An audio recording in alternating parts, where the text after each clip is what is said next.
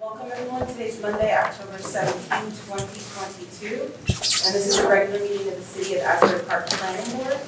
Chairwoman Kurzak, would you please call the meeting to order? Yes, this meeting is being held in compliance with the Open Public Meetings Act, Chapter 231, Public Law 1975. Adequate notice of this meeting has been provided to the Coaster and Asbury Park Press by publication of the annual meeting notice and posted on the municipal bulletin board and municipal website. All notices are on file with the board secretary. Official action may be taken on the following matters before the board. Fire exits are located on east and west sides of council chambers, as well as the back of the building. I will ask everyone with a cell phone or other device to kindly silence your device for the duration of the meeting. This meeting is being recorded by APTV. Please join me in the Pledge of Allegiance.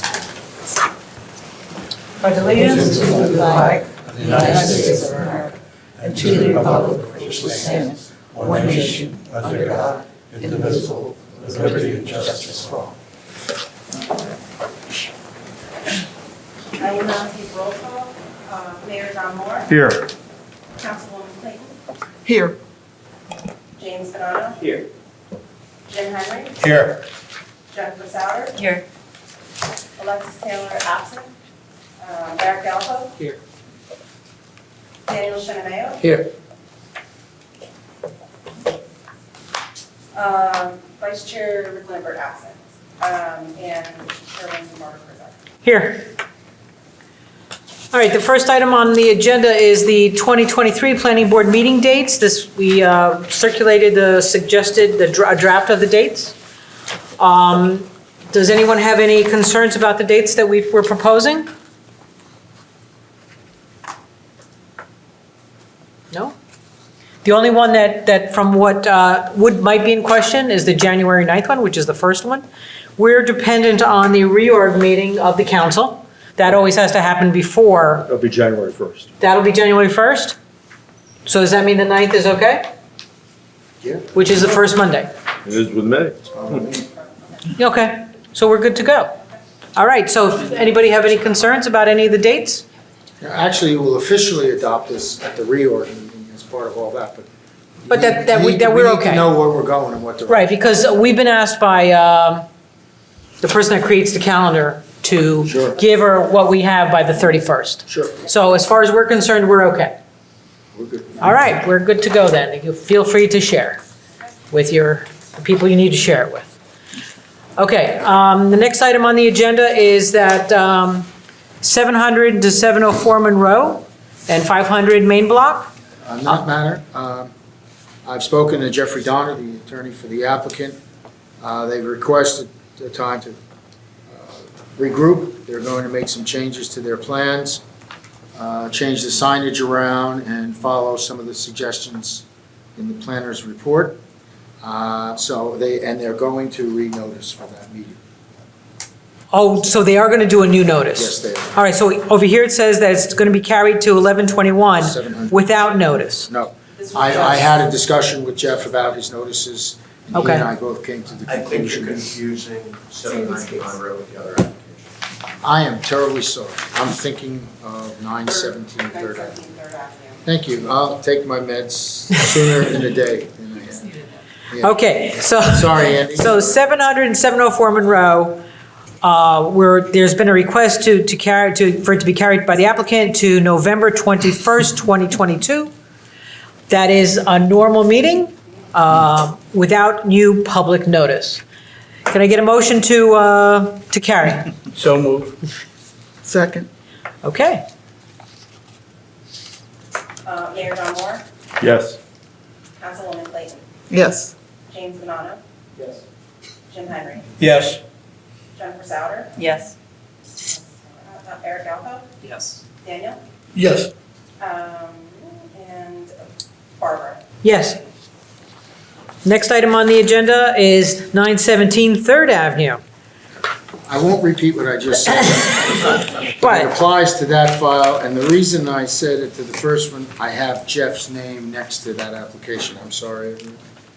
So they're going to renotice. okay, so we're going to renotice, So we've got to give them, I assume we're giving them a date?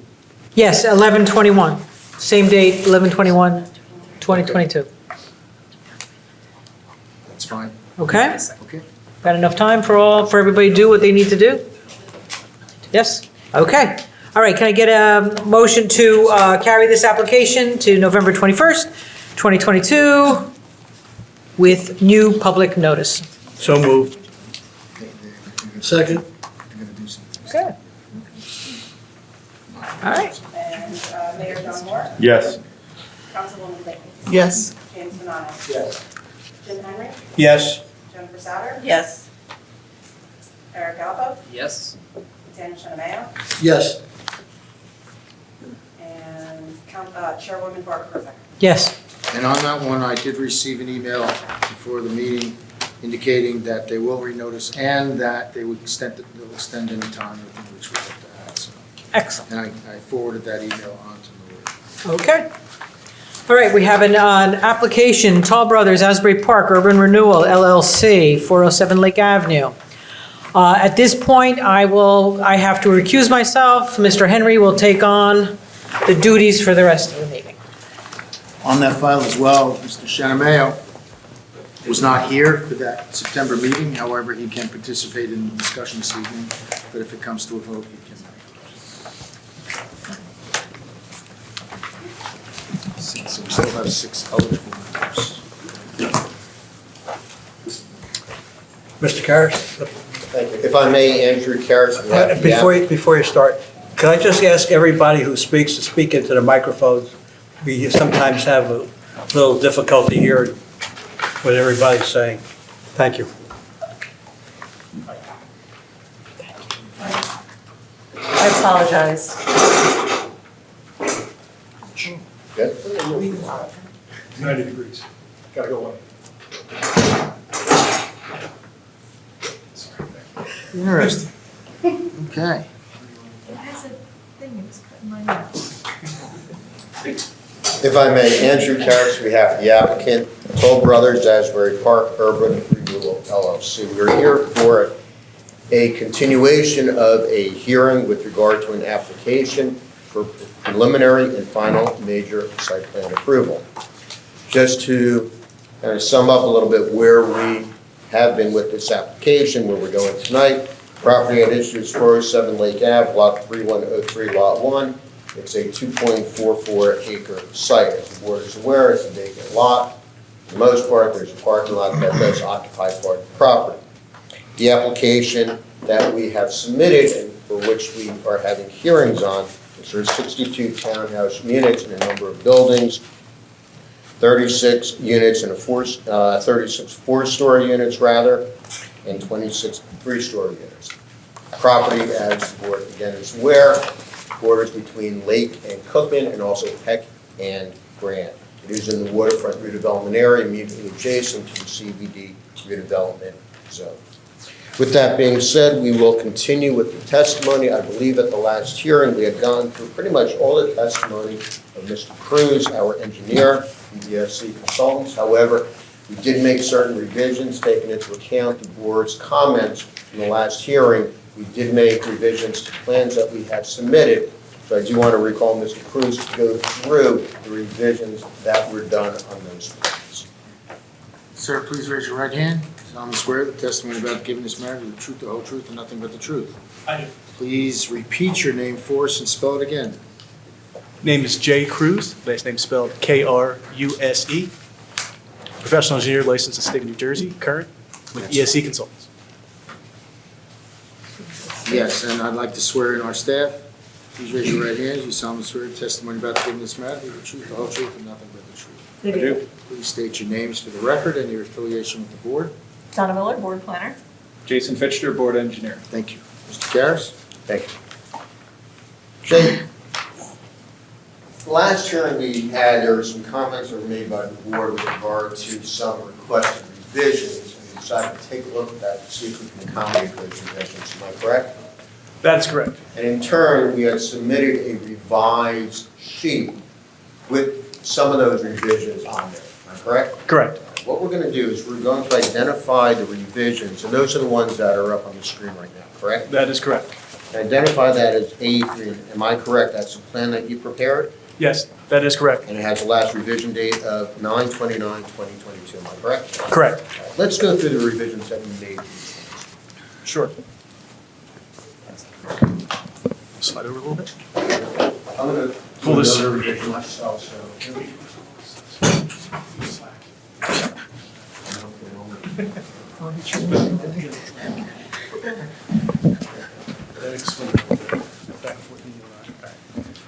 So, as we heard at the last meeting, there was a request to review providing additional curbed island areas, so for lack of better terminology, at the entrance and exit points. With the entrance, again, if you recall, being off of Heck Street, one way into the site, and then exiting one way out onto Grand. At those locations, we had just applied striping at the entrances and exits. There was a request to make those actually curbed kind of island areas, which we have shown the site plan.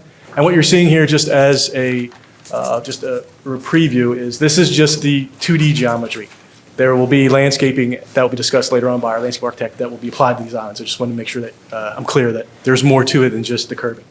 So as you can see, if you look at the exhibit A3 off of Heck Street at the entrance, we've curbed the area that was once striped on both north and south of the entrance. And then as you run through the development on your one-way traffic motion from basically east to west, and you exit onto Grand, the area that was once striped leading out onto the parking area on Grand Avenue is now going to be entirely encased in the curbed island. And that again will be planted, and you'll see that later on as our landscape architect goes through her testimony.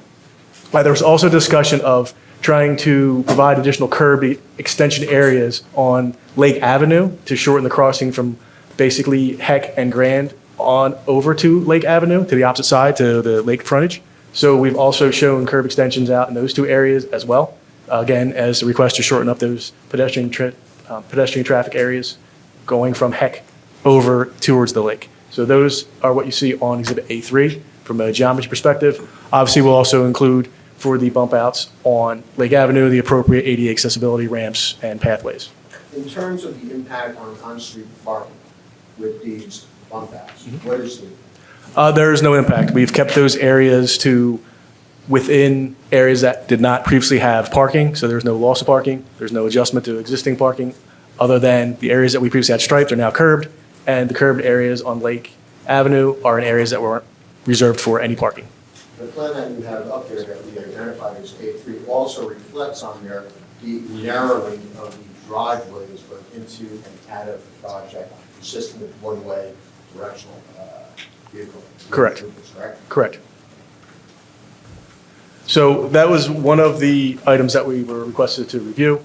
One of the other items that we had reviewed, but you will not see included on this exhibit, was in the internal pathway between the unit buildings that are fronting on Lake Avenue. Due to grading that we have to maintain to meet flood hazard area requirements, we're not providing any fill in that area. We had slight steps leading downward and then steps leading back upward to the front boardwalk area.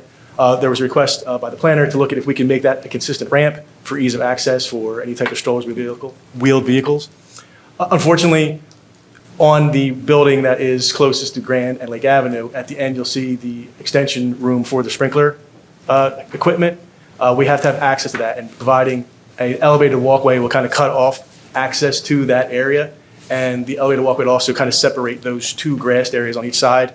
So you have a breakup of area that would be usable if you have a ramp running up from one end to the other. So we weren't able to incorporate the ramp to maintain access to the sprinkler room and just keep this all as one more level area as you're surrounding that interior space around the sprinkler room. Are you saying you can't do it because if you were doing it as a filled space? Well, not even fill, even if we raised it like a boardwalk and we had Yeah. to ramp up, you would be several feet above grade. So Right. you'd have posts Right. that would separate the two spaces, and then you'd have a ramp right next to an area that had to be at grade for the sprinkler room. So it would cut off access to the sprinkler room. Okay, so the height of the, Ramp would be. where the ramp would be near that sprinkler room is Yeah, in about conflict? 2.5 feet in conflict. So that's, and it also, if we had that ramp leading up, you'd have posts, you cut off the two grass areas. Instead of having one kind of grass area with a paver area in between to make it seamless, you'd have it kind of split. So we did look at it, and unfortunately for those aspects, we weren't able to incorporate it into the revisions. I'm sorry, I wasn't here initially, so when you're talking about the boardwalk, So what is it, you're building a boardwalk in front of the Lake Avenue property? For the Lake Avenue frontage townhomes, since they require ADA accessibility for ground level, they have to have, obviously, meet the ADA requirements for slope and access. So to maintain that access to the front portions and those elevations have to be raised to meet flood hazard area requirements, we have to have an elevated boardwalk, we're calling it boardwalk, to provide access from Heck and Grand into the site. It's a walkway in front of the units. Right. So they ramp up from the sidewalk and, so the entrance to those units is on their boardwalk? Yeah, it's like- level with the top of the boardwalk. So you Because walk, you have to elevate the units, the yes, rest of the floor? Okay, yes. got it. Any other revisions? For the overall engineering and site plan layout, those were the only revisions that we had incorporated. That's all the questions I have. This witness. Any questions from the board? The curb bump outs, so the curb or the sidewalk is bumping out to the street, is that okay? By the driveways, is that? Well, the driveways, we don't necessarily need sidewalk, because they'll be planted, they'll have low shrubs, and they'll have additional plantings. The areas of the bump outs at the end of Grand and Heck that lead on Lake, they'll have sidewalks, so we'll continue the sidewalk passage from running north to south, from Heck down to the Wesley Lakefront. But what I'm saying, the bump out that you're doing out, that you say by the driveway, Mhm. that's part of the sidewalk and curbing area that's bumping out to the street, is that? what Yeah, it is? it's all the It's a plaza. flare out. Yeah, it's all the flare out of the plaza area. It's That an way. extension, but we're going to have plantings within those extended areas. Right, but there is a sidewalk, yeah. Oh, yeah, Yeah. that's past the sidewalk. There'll be pedestrian Right. sidewalk past both of those. It won't encumber that area. Further questions from the board? Regarding the bump out here at the intersection of Grand and Lake, Mhm. why didn't you pull it out to fill this area so that it lines? Because it's not just about, I don't know if you've been in that intersection. Yes, I have. And you're still alive, congratulations. So I'm just curious if, we don't have to solve it now, but can you do something that incorporates this line? You're going to lose all those parking spots? No, I think you're talking from the end space, bringing Yeah, this. from the end space. And maybe not even that far up, but no, with no impact to parking. Right. It just seems like you would do something like that to both narrow the crossing distance Yeah. east-west and north-south.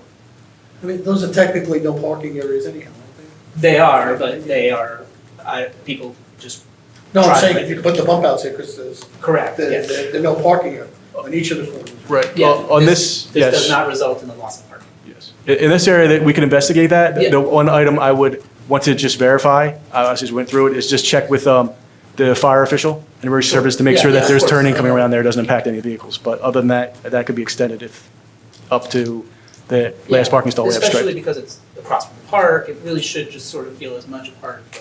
No objection to that, just conditioned upon making sure. Yeah, yeah, that is conforming with all regulations. Okay. Any further questions from the board? Yeah, but, because we don't see I said you're gonna show the landscaping in these bump outs? Is that somebody else gonna show that? Yes, our landscape architect's here to Because if provide. they get too, I don't know, if Site the triangles. landscape gets too high, Right, you miss the pedestrians, right? You You can- get- right. Should be just low what's. Any questions from our professionals? Donna? What's the date of this? I know we had received a copy. Is the last revision date 9/29? Okay, Yeah. that's what we have. And then, Anybody else? sorry. Any member of the public who would like to question? Jim, the- before you do, Jim, because are you gonna go, are we gonna go over the? Hold on. We gone through the list now? Well, not the landscaping stuff, only through the engineering. Engineering aspects. Actually, and one more thing. So, I think at the last meeting, we had also, I believe Mr. Gallipo had made a recommendation about the mailboxes being kind of more integrated into the development rather than on the street. Did you guys look at that? We have, and we want to hold off and continue those discussions. Again, as I preface this, this is a 2D layout. It does include the landscaping plan. There is additional landscaping between the mailboxes and the sidewalk extension on Heck that provides buffering and shielding. Our landscape architect will go through that, and if there's still a concern, we can look at the potential reorientation if it still is a thought of needing additional visibility barriers. So we haven't touched that, but that's more of a landscaping discussion. And then the other item that was also discussed, and I'll just flip to the second sheet of this, it's the same exhibit A3. There was discussion just as we talked last about what we could do at the end of the last unit near this intersection to Heck and Cookman to provide more curb area. We've placed a red line to show how we could adjust the curb line there to provide more rear maneuver space out of the parking and the driveway. And then there was also a discussion about where we may locate gates to provide some type of prevention of just general public walking up on the boardwalk. So we just showed that here at the 4 locations of where gates would be provided. That would only provide access to the residents of this community and hopefully prevent just general public from walking up on the boardwalk, thinking it's a natural, just public congregation space. And that's been incorporated into the plan, the addition of those gates and that little bump out as suggested that last year. That hasn't been incorporated yet. That is just wanted to show that we will incorporate that, but this is a general configuration to make sure that the board and the professionals were in general agreement with what we're proposing. So any condition of any approval, we would ask to include these revisions to the plans, correct? Correct. Is there any member of the public who would like to question this witness on the testimony that he's just given? Okay. Next, I have. Is this, you finished with this witness? I have. Then, is there any other the board members would like to comment on this testimony at this time? Comment? Question. Questions? Well, I thought you already did. We already did the question, now before I open to the public. No. Does the board, did anybody not voice their concerns? Okay. Yeah, well, you typically, once you're done with cross-examination, we go on to the next ones, because all of that should have been addressed. And comments from the public at this point for this witness? Wait Comments to from the the end. public is at the end of the application. Okay, fair enough. Okay. That's great. Next witness I have is our architect, Jeremy Green.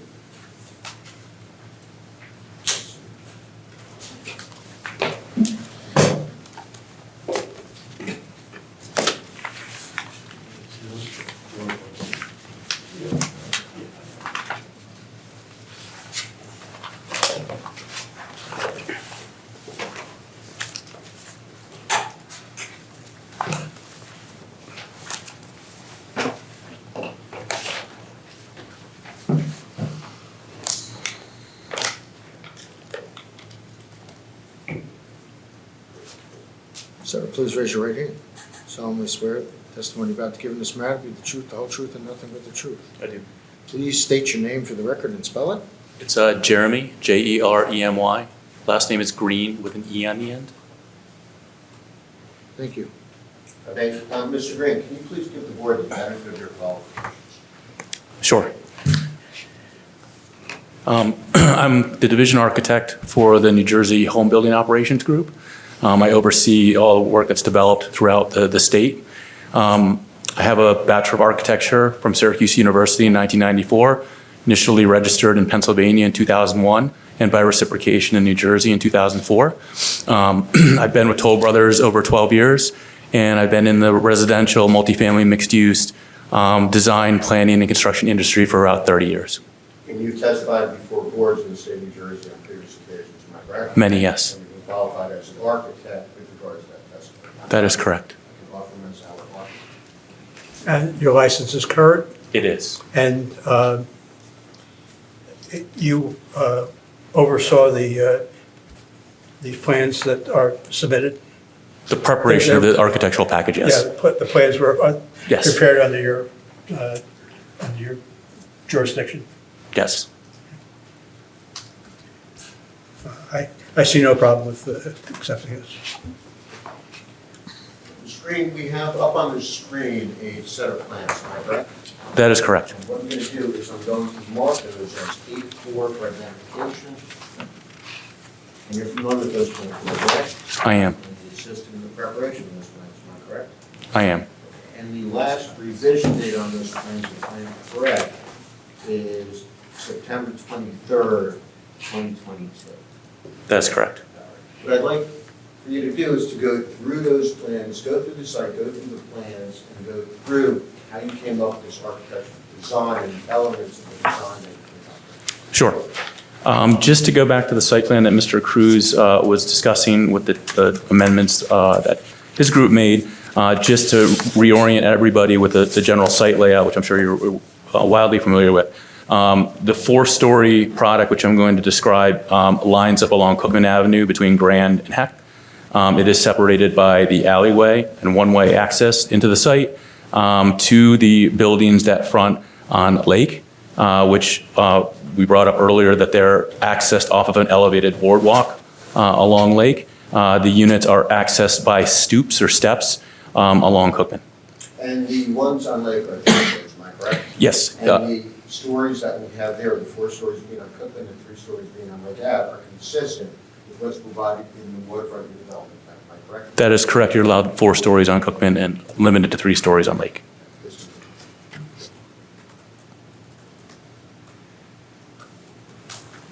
The first set of plans that you guys should have copies of, I'll run through quite quickly. Just give you some of the physical parameters and the features of these. The entrances are down on the bottom of the sheet from left to right. Is the first floor plan. As you can see, there's our small stoops that enter into the units and drive you directly up to stairways to the living level, as well as access to tandem parking that occur off the alleyway behind those areas. There is just mechanical and storage space on this lower level simply because the space got eaten up by getting the tandem parking in there, as well as the vertical circulation and the stoops. What happens above, as it does in the 3-story that I'll describe, these become back-to-back units. So the first unit will drive up the stair from the left and will arrive at the rear at a living level. So you have a kitchen and you have a bath and you have a kitchen and a powder room and a small bath. And you have your great room area, dining room. The other unit that's on the right-hand side of the plan also comes up, arrives at the top, and you also have similarly programmed, you have your living and dining area and kitchen. From there, I'll go for the unit in the rear. We'll continue up over in this location to a bedroom level. So these units here have bedrooms in the rear, the primary suite, and all of the other spaces for the living level to serve the bedroom level. The unit in the front here will drive then back up as well, up through here, and it will arrive at the top. And you similarly have bedrooms and the functional spaces that support the bedrooms. These are the units that face Cookman. Yes? Correct, yes. So they have stoops, and the other ones on lakes? Or Do not, yeah. do not, they're right off the board? Yep, I have separate plans that I can show you for those. Once we get up to the 4th level, again, we get up another set of stairs, and you have additional bedroom and living space up here. Same very similarly up to the rear here. It does go up one additional level to a penthouse, where one of the units has outdoor living space, which will be covered with a sunshade or pergola structure that's open to the air in the front. Again, covered in the rear, open to the air in the rear overlooking Wesley Lake, overlooking Cookman Avenue.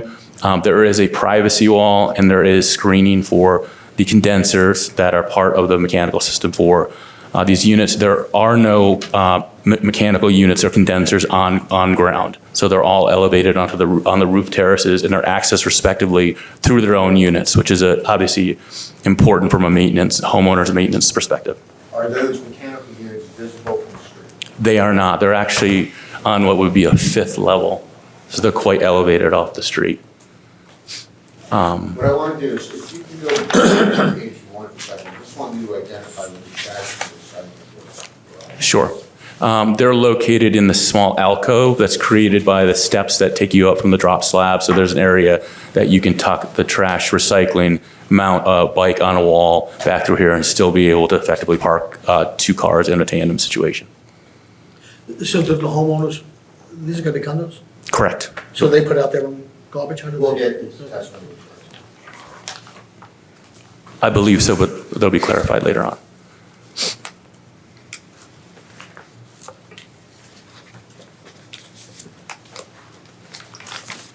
Okay, so this is represents the typical 6-module building. Again, there's 2 units per module.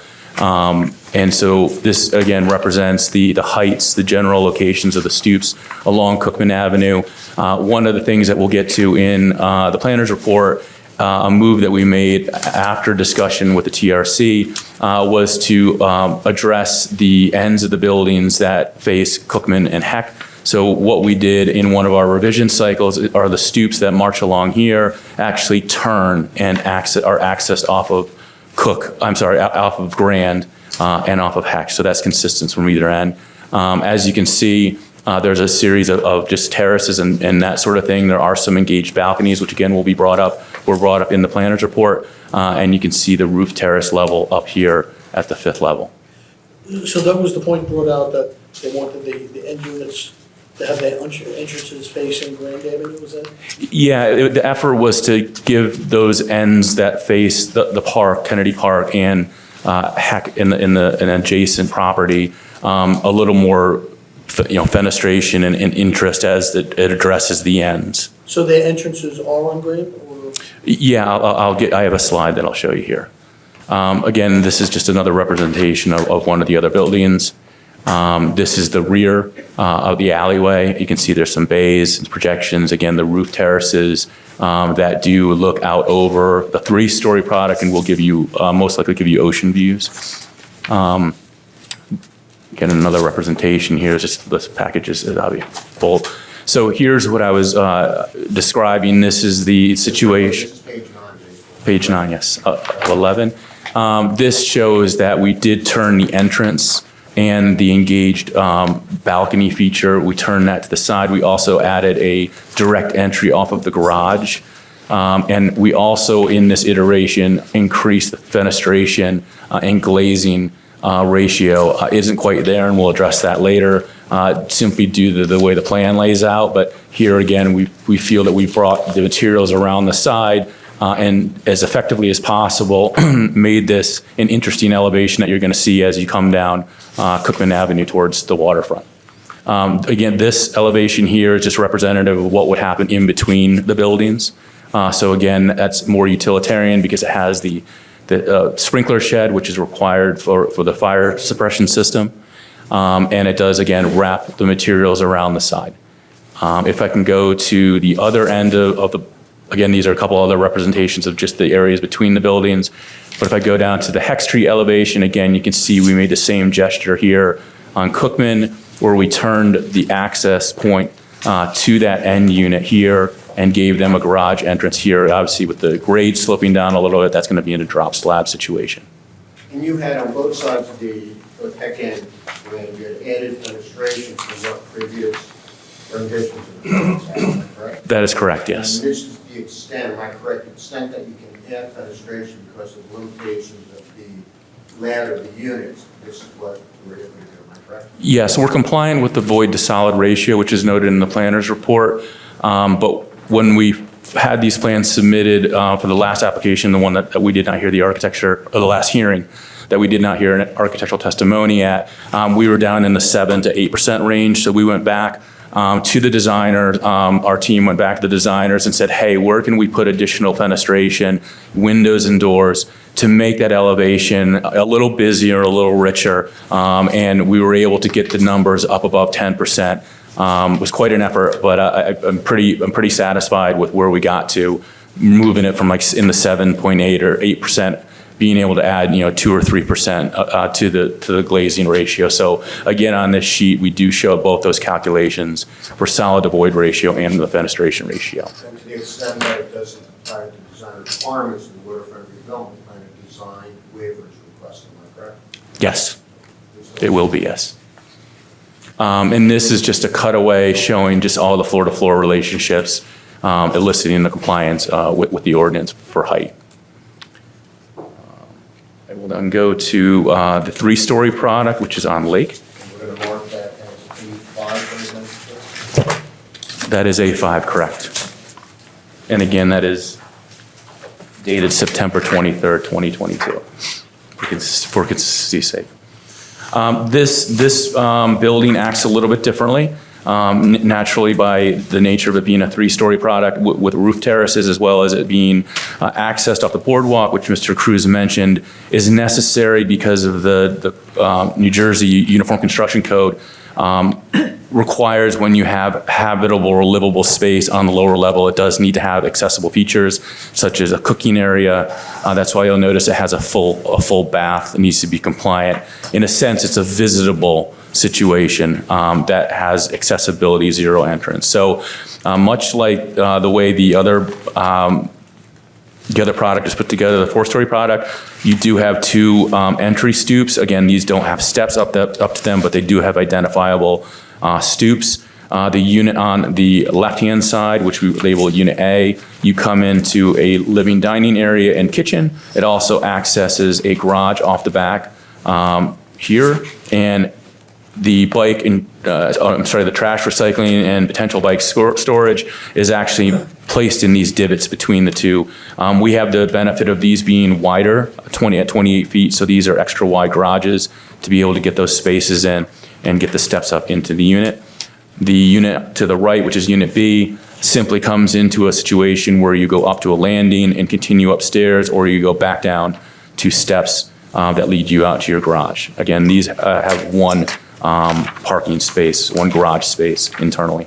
Much like the other plans, these then turn into a back-to-back situation. So the Unit A on the left-hand side goes upstairs to a nook area and a bedroom level, as you can see here, with all laundry and all the supporting spaces. It also does have an engaged balcony to capitalize on the space that we have to create multiple outdoor living opportunities. And I'll talk about that a little bit in a moment. The rear unit continues up Unit B to the alleyway, and again brings you to a living level with a kitchen and a small balcony. There was a little bit of a design error here, which shows a slider that was noted in the planner's report that will actually be a swing door. That's just something that we got a little behind on. We'll need to update as part of our condition of approval, hopefully. Again, that level then goes up in the front to a loft and a couple bedrooms. So again, there's a split between 2 and 3 bedrooms on the three-story product, whereas they're all 3 bedrooms on the 4-story product. Rear again goes up to bedroom level with a primary, and again, we already got an extra bedroom down below here, so that's why the unit facing the alleyway will have 2 bedrooms, and the unit that's facing Wesley Lake will have 3 bedrooms. Again, both of those units have the opportunity to go to roof terraces, just like with the other models, the 4-story models. We have a covered or sunshade trellis area with open air, and then we have the same thing off the front, looking over Wesley Lake. I just want to touch upon materials for both the roof deck flooring and also on balconies. So the flooring on the balconies will most likely be a paver system. I know that there are some notes in here about them needing to be wood. Technically, I don't believe they're decks. I know there is some language in the redevelopment plan that talks about treating balconies like decks. So if that is something that is a condition we need to move forward with, there are actually wood paver systems. Modular paver systems that can be placed that would be like a Trex style decking that could be used in that situation. We request a waiver for any of the materials, both on the roof deck and also on the balconies, in terms of not being wood, but rather being the systems. Am I correct? Yeah, I think really any waiver would really just be for the balconies that are engaged within the footprint. When you get to the roof terrace, that will be a waterproof system with some sort of elevated paver tile system, so that water will be able to drain under it to that. And again, I don't, my interpretation is that these roof terraces there's no connotation to them being decks. I can see where the engaged balconies that occur on both products, there's language in there that kind of tells you that maybe it does need to act like that. So again, I think we're open to interpreting that versus, the roof terraces are just going to be, again, it's all about getting the waterproofing right, and that sort of thing, and having that elevated paver system so that the water can flow under to the drainage system. But to the extent that it's interpreted the code to require a wood product, we request a variance, correct? Yes, we would.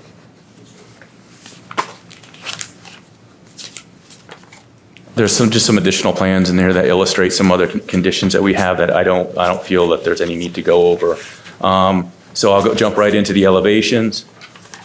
Again, so you can see along Lake, there is the elevated walkway, which is going to have a lattice covering along it to hide the piers and obviously keep it from, and there'll be plantings in front of it to keep, I think wind-blown debris going into it, people possibly going under it.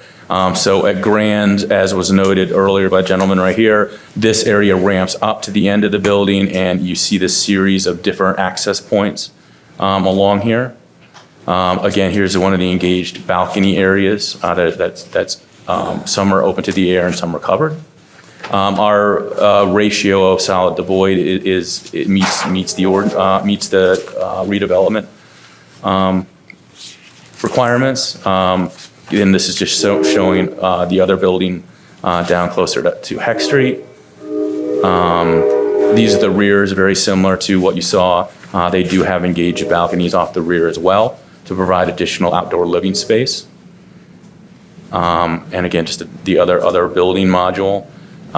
Ends of the buildings, again, very similarly on Grand Avenue, we were able to, with this walkway, which again, we just didn't show the railing for clarity's sake, but there will be a decorative railing that will even break that up a little bit more.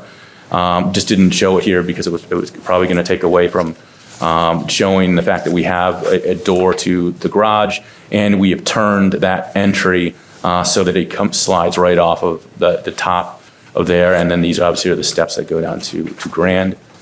Much in the same, we did the same thing at the end of Heck. This is, by the time you get up, this is the meandering walkway, gets you to the boardwalk area here with the end unit facing this way. This is our mechanical closets, again, as illustrated on the other, as we're required to be fully sprinklered in all of this product because of it being multifamily.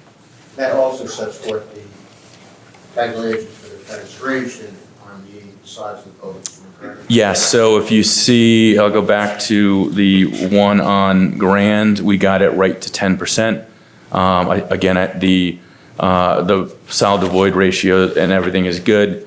And then we got it to 10% because it's nearly the same elevation on Heck Street. So again, we would consistently need a design waiver for those. What's the threshold? Because I mentioned before that you have the boardwalk because the ADA compatible. Mhm. Yet on Cookman, there were stoops, right? Which Yes. they're like 4 steps or something. So It varies, yes. So those steps are ADA compatible? No, the units on Cookman do not need to be compatible under the barrier-free code because there is no habitable or living space on the lower level. Got it. As I mentioned, it's all kind of taken up by those tandem spaces that are quite deep.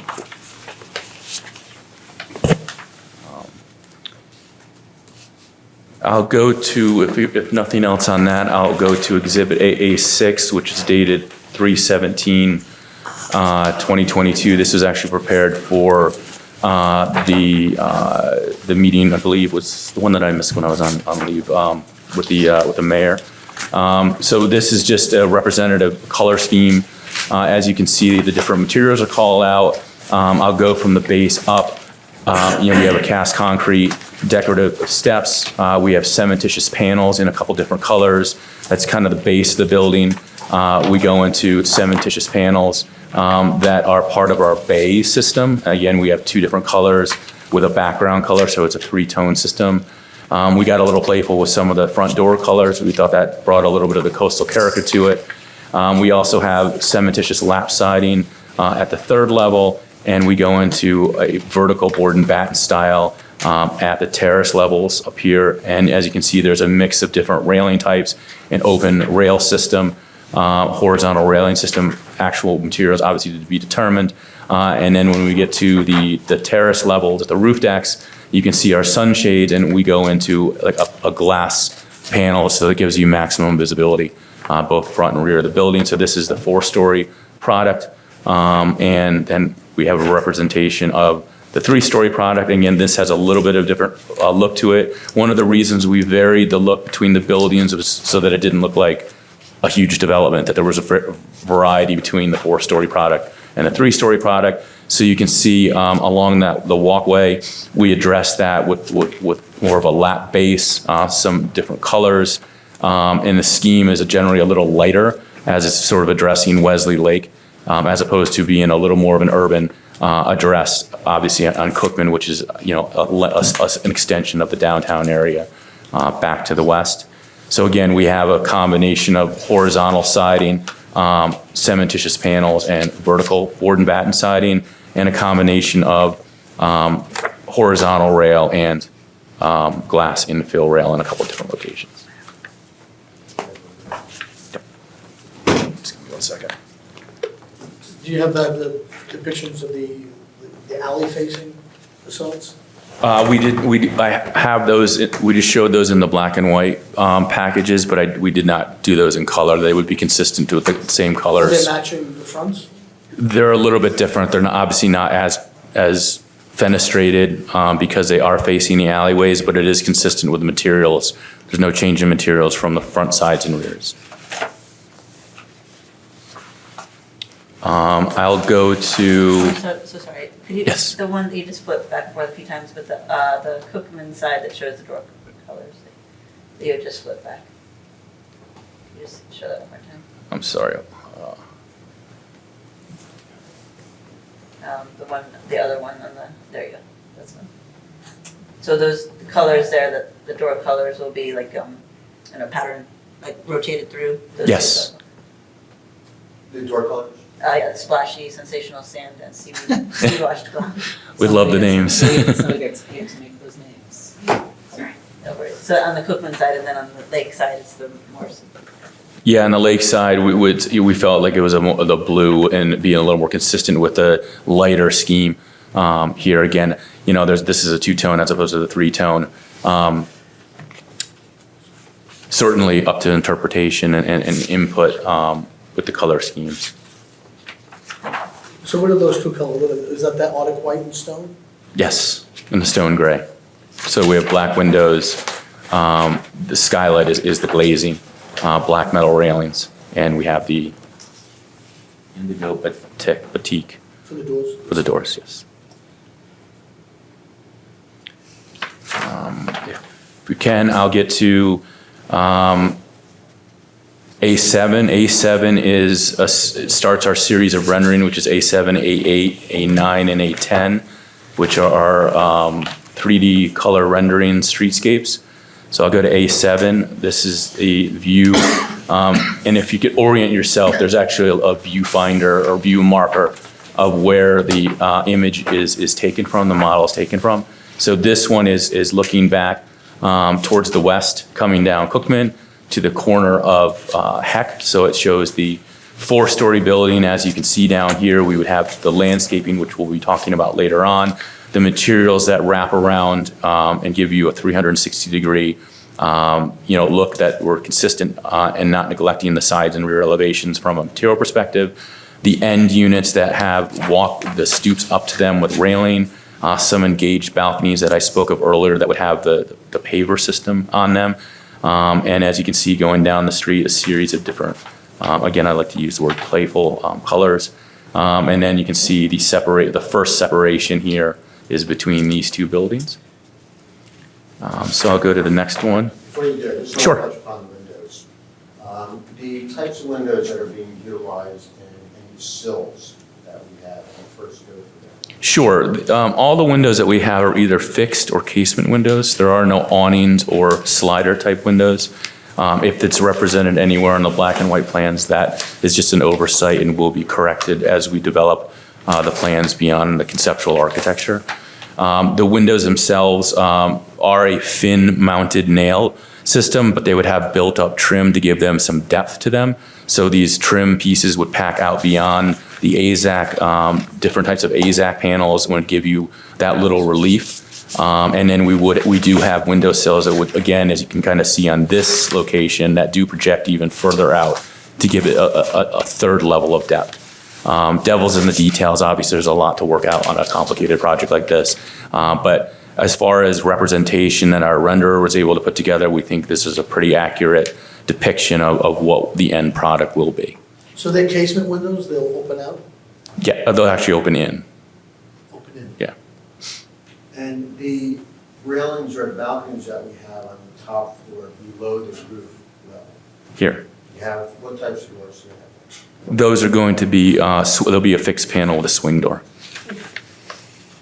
The rear residents don't have a balcony in the bedrooms, right? Only the outside or the inside? That's correct. There is a small balcony, I believe, at the third level of the 4-story units and the second level of the 3-story units that does give some additional outdoor living space off of those, and they're depicted on the plans that we went over. But yeah, so you have a metal railing system here along these terraces at the 4th level, and you'll have the glass railing up at the what we're calling the WOW level, the terrace that looks over Cookman and back over towards Wesley Lake and the ocean. Now, the projected bays, those are within the property line, right? They're not- Correct. They don't go into That's the correct. city right away. I'm sorry. Did you say all the casement windows open inside? Casement windows open out, I'm sorry. Okay. Open out. Yes. Out. A lot of information I'm trying to get out tonight, so I apologize. I know. It's just like, wait, what? Yeah, you got me there. Right? Okay, so they open out. You do have some fixed panes. Yes. And no awning, windows, and No sliders. No sliders. Correct. And you have the sill also. Right. And again, they are all separated by what's required by the spacing in the design guidelines by 4-inch mullions and mutton pieces to give it that thick richness. So when they open out, do they infringe it all in the right of way? No. I don't believe so.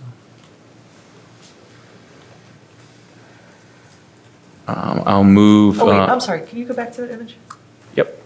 So that's the Cookman end unit. So, right, so that entry, yeah, right where you were swooping around there.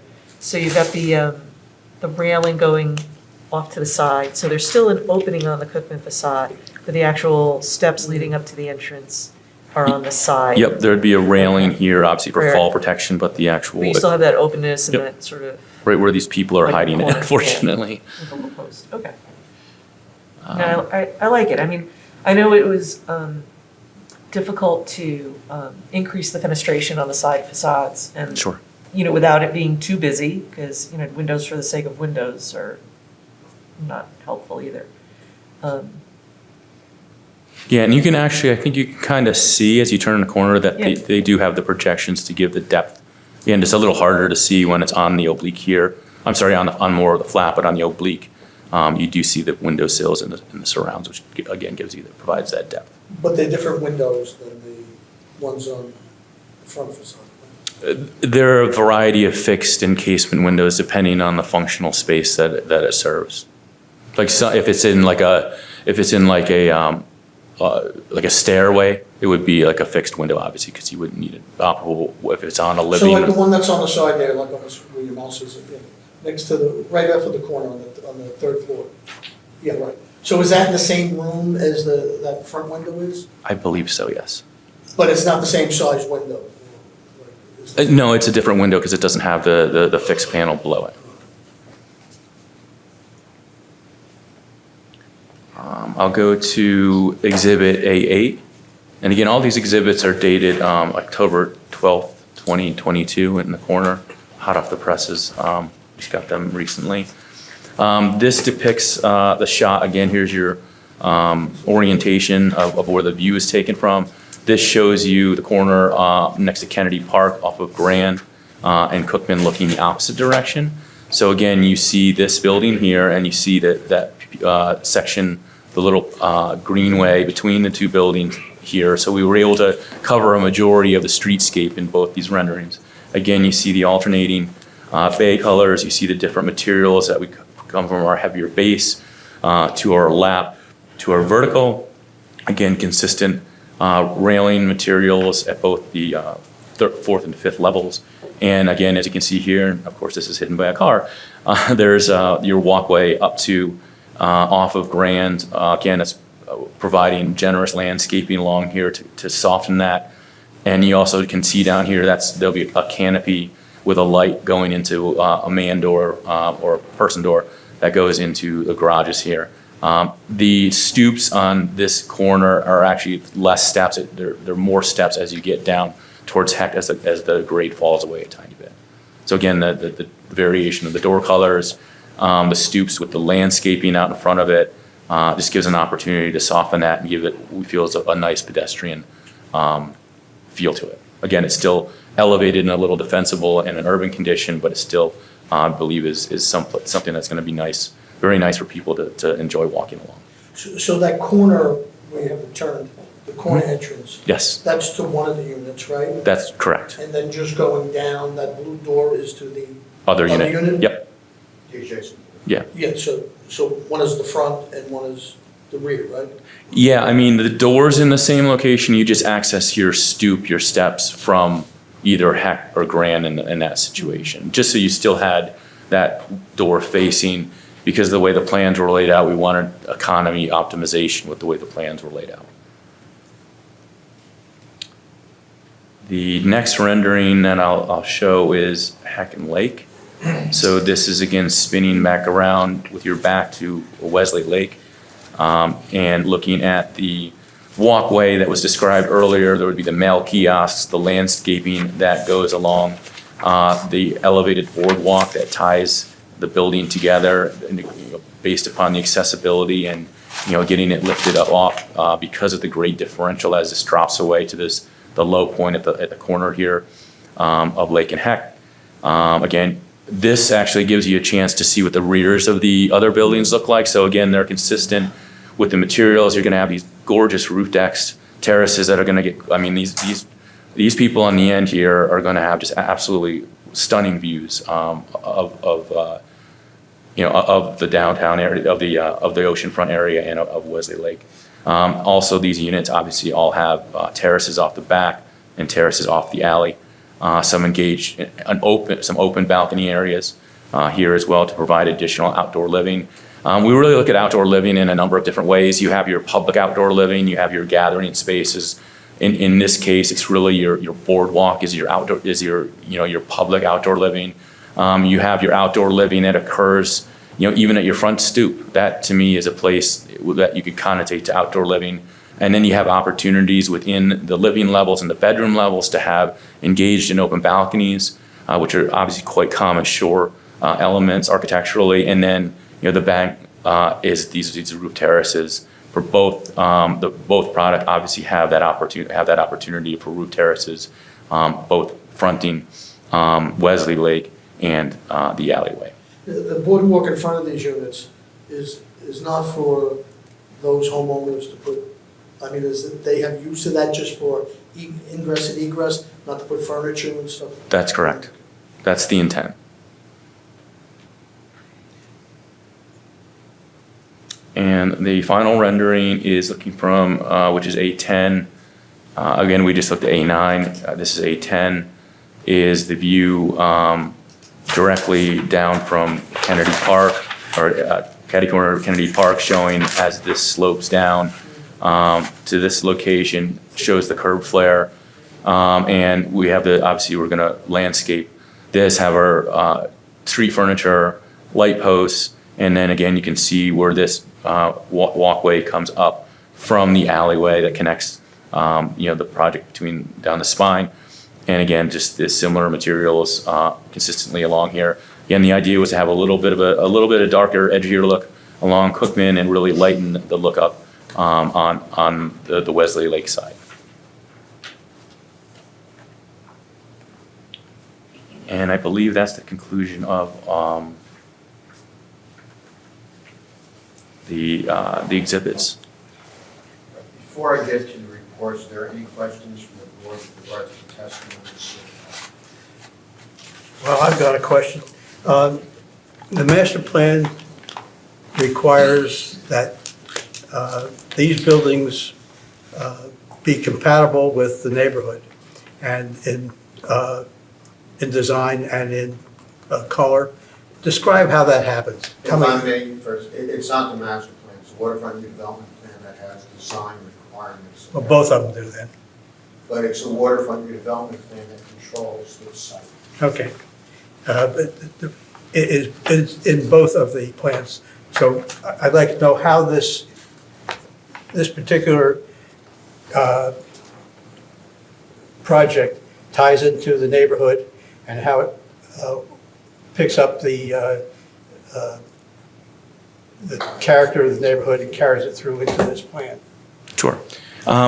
This is a challenging site just because contextually there's a lot of open space that it borders. You have Wesley Lake, you have the open space across on Cookman with a couple small buildings. You have Kennedy Park, bifurcating you a little bit from the downtown area, and I think it's 508 Cookman, which is kind of hard to distinguish the architectural style, but maybe a little bit of Spanish colonial revival with the treatment at the parapet.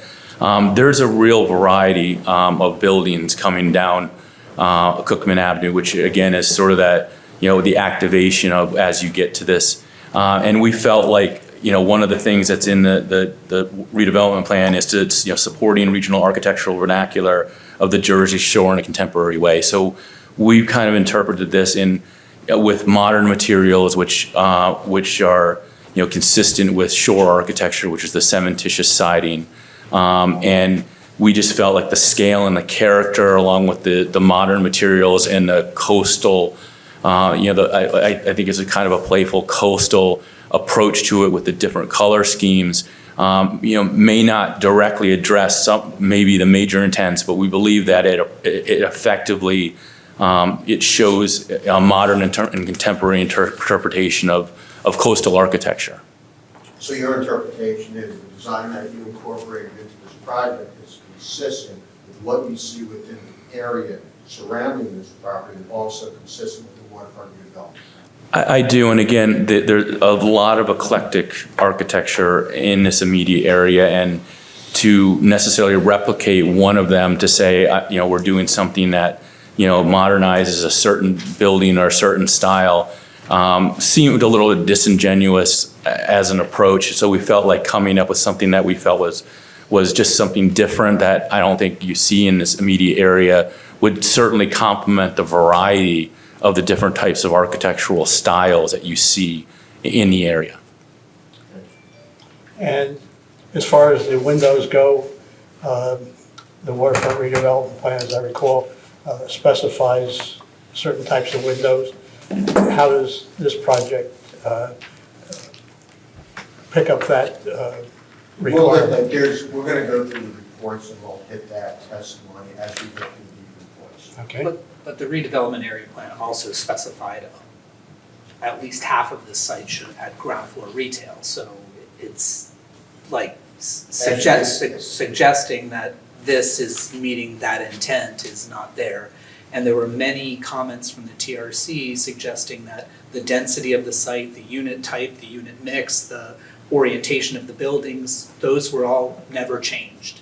So there was guidance provided to this application at the TRC meeting, which was not accepted. So I just want to make that point. Just so we're clear, the waterfront redevelopment plan does not require retail. It suggests retail. It suggests retail for the entire Cookman corridor from Kennedy Park all the way to the waterfront, and there is none. There's no requirement. Just so we're clear, It suggests it. I just have to add to the record.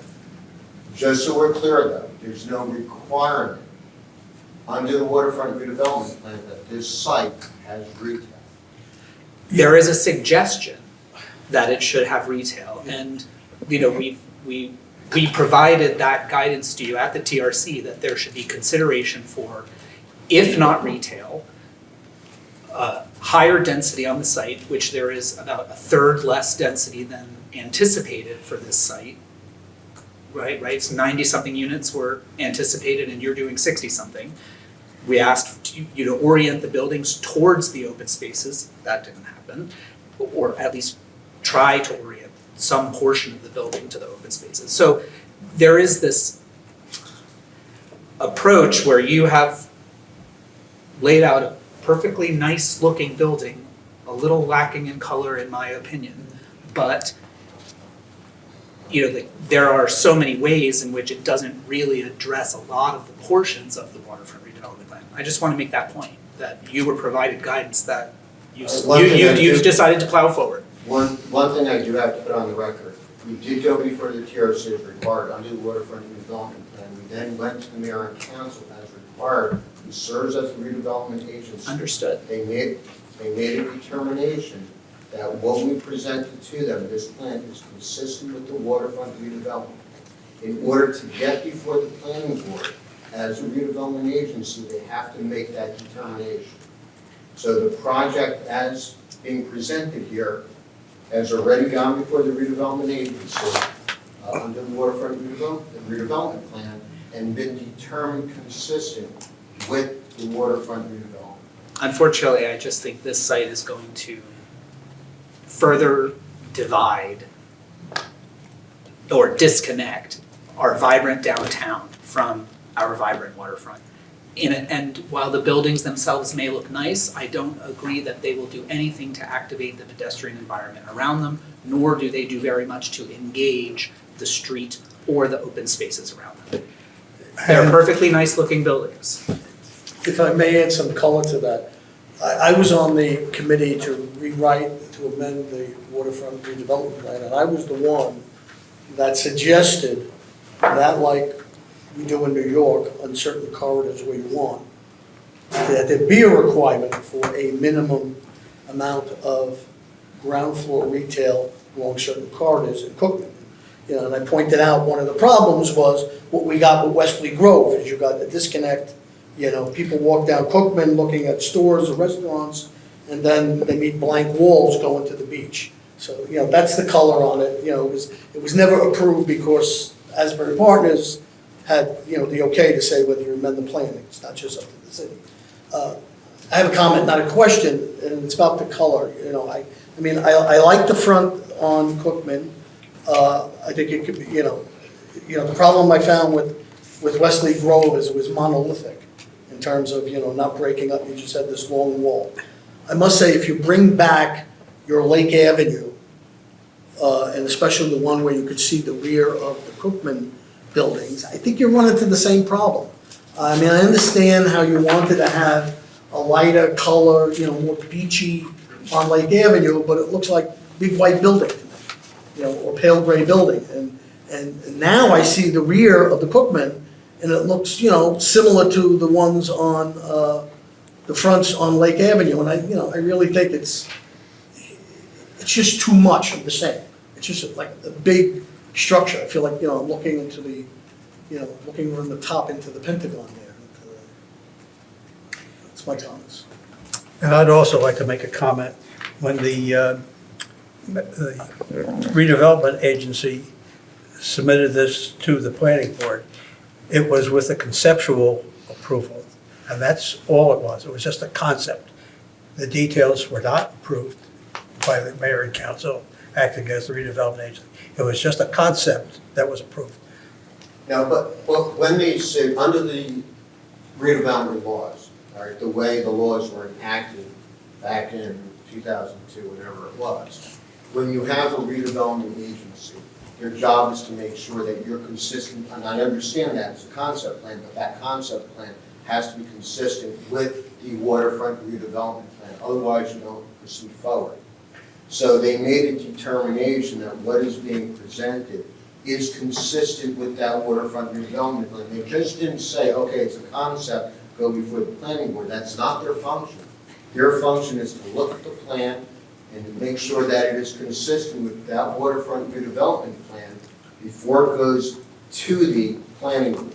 So in terms of the retail, to make sure it's not in violation of the waterfront redevelopment plan by not providing retail, it's not a requirement, so they determined as part of their consistency determination that it was consistent. In terms of the design, the units, the number of units, the unit breakdown, they made a determination that was all consistent. There were 3 things that they suggested in their report coming before the planning board, and we've agreed to all 3 of those different conditions. One of them being the one-way, and there were 2 other things that we agreed to. So all the things that they had suggested in their report, making the determination that we were consistent, we've done. So I just want that to be clear in terms of what their function is when they look at a plan as a redevelopment agency. If you want to add something to that. It just seems unfortunate with the last large site next to downtown going at such low density with so little engagement with this environment. So I'm just going to offer that, I acknowledge those concerns. I agree to some extent with those concerns, but this is not the forum. I know the TRC makes recommendations. I know on this one it was difficult because the applicant has, the problems with the grade for the flood hazard area, making it very difficult to have that presence on the Lake Avenue side. But the governing body said, you know what, we're only going to accept some of these recommendations. And over the course of last meeting and now this meeting, they have made some effort to get closer to some of those kind of out on the edge things. Although they haven't turned the building to the side, they have given us an entrance now on Grand and on Cookman, on those corner units. They're increasing the fenestration. Again, just windows for the sake of windows doesn't help the design. So I think what they've done is fair and meets the objective that the TRC gave and that the governing body, supported as part of a condition. But, once the applicant is here, the design is set. Yeah, I know. I know, and we have the TRC meetings coming up. Yep, and I was at the TRC. I know, and again, not the forum for it, but it feels like we need to get some municipal involvement at a much earlier stage with subsequent redevelopers. Yeah, this is unfortunately squandering a site, an opportunity. Wait till you see the next one on Thursday. Yeah, I received my package. But again, even the TRC cannot require something that does not say it's required in the waterfront redevelopment. So again, because the waterfront redevelopment plan is more of a policy document than a regulatory document, many of the standards are subjective, you should try to, and, they're guidelines, right? Design guidelines, they're not design standards. There's nothing that says you have to design, so that it looks like the Charms Building, or it looks like Convention Hall, or it looks like. No, but we're talking about, for instance, the retail requirement along Cook. Right. That's not in there. And the residential density, And, and the parking, yeah. And that's because, again, Asbury Apartments has veto power over what goes into the waterfront redevelopment. No. The waterfront redevelopment plan is adopted. There have been amendments, as you're aware. But, and that's a community decision. Yeah, but I think they have to be mutually agreed to by the developers. Obviously. But, the subsequent redevelopers are getting in, and getting more, having their plans more far advanced than, by the time they get to the TRC, they've really got a design set. And rather than the TRC being this sort of, opportunity to figure out what works best on each of those sites. We're just given this, what can you do to make it more compliant with, what we're looking for out of the waterfront redevelopment plan. So again, Toll came in, they said, this is what we want to do. We've already talked to iStar. We think this is the best thing. iStar agrees with us. By the time you go to the TRC and it's, okay, but it's not really what we like.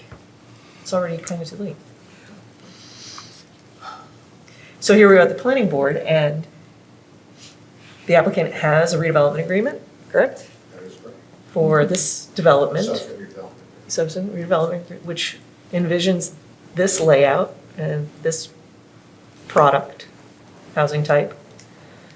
And so we're here to, sort of fine tune what we can fine tune.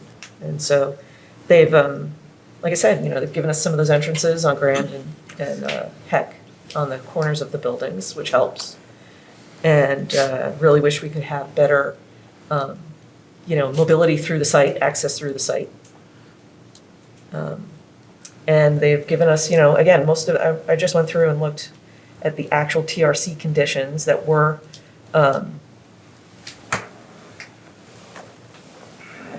that stayed within the approval by the governing body. And, they're basically giving us everything that was left to ask for. So we're getting the walkways, they're going to change the lighting, they're going to do the curb extensions, the driveway access to one way. I think that was a big deal,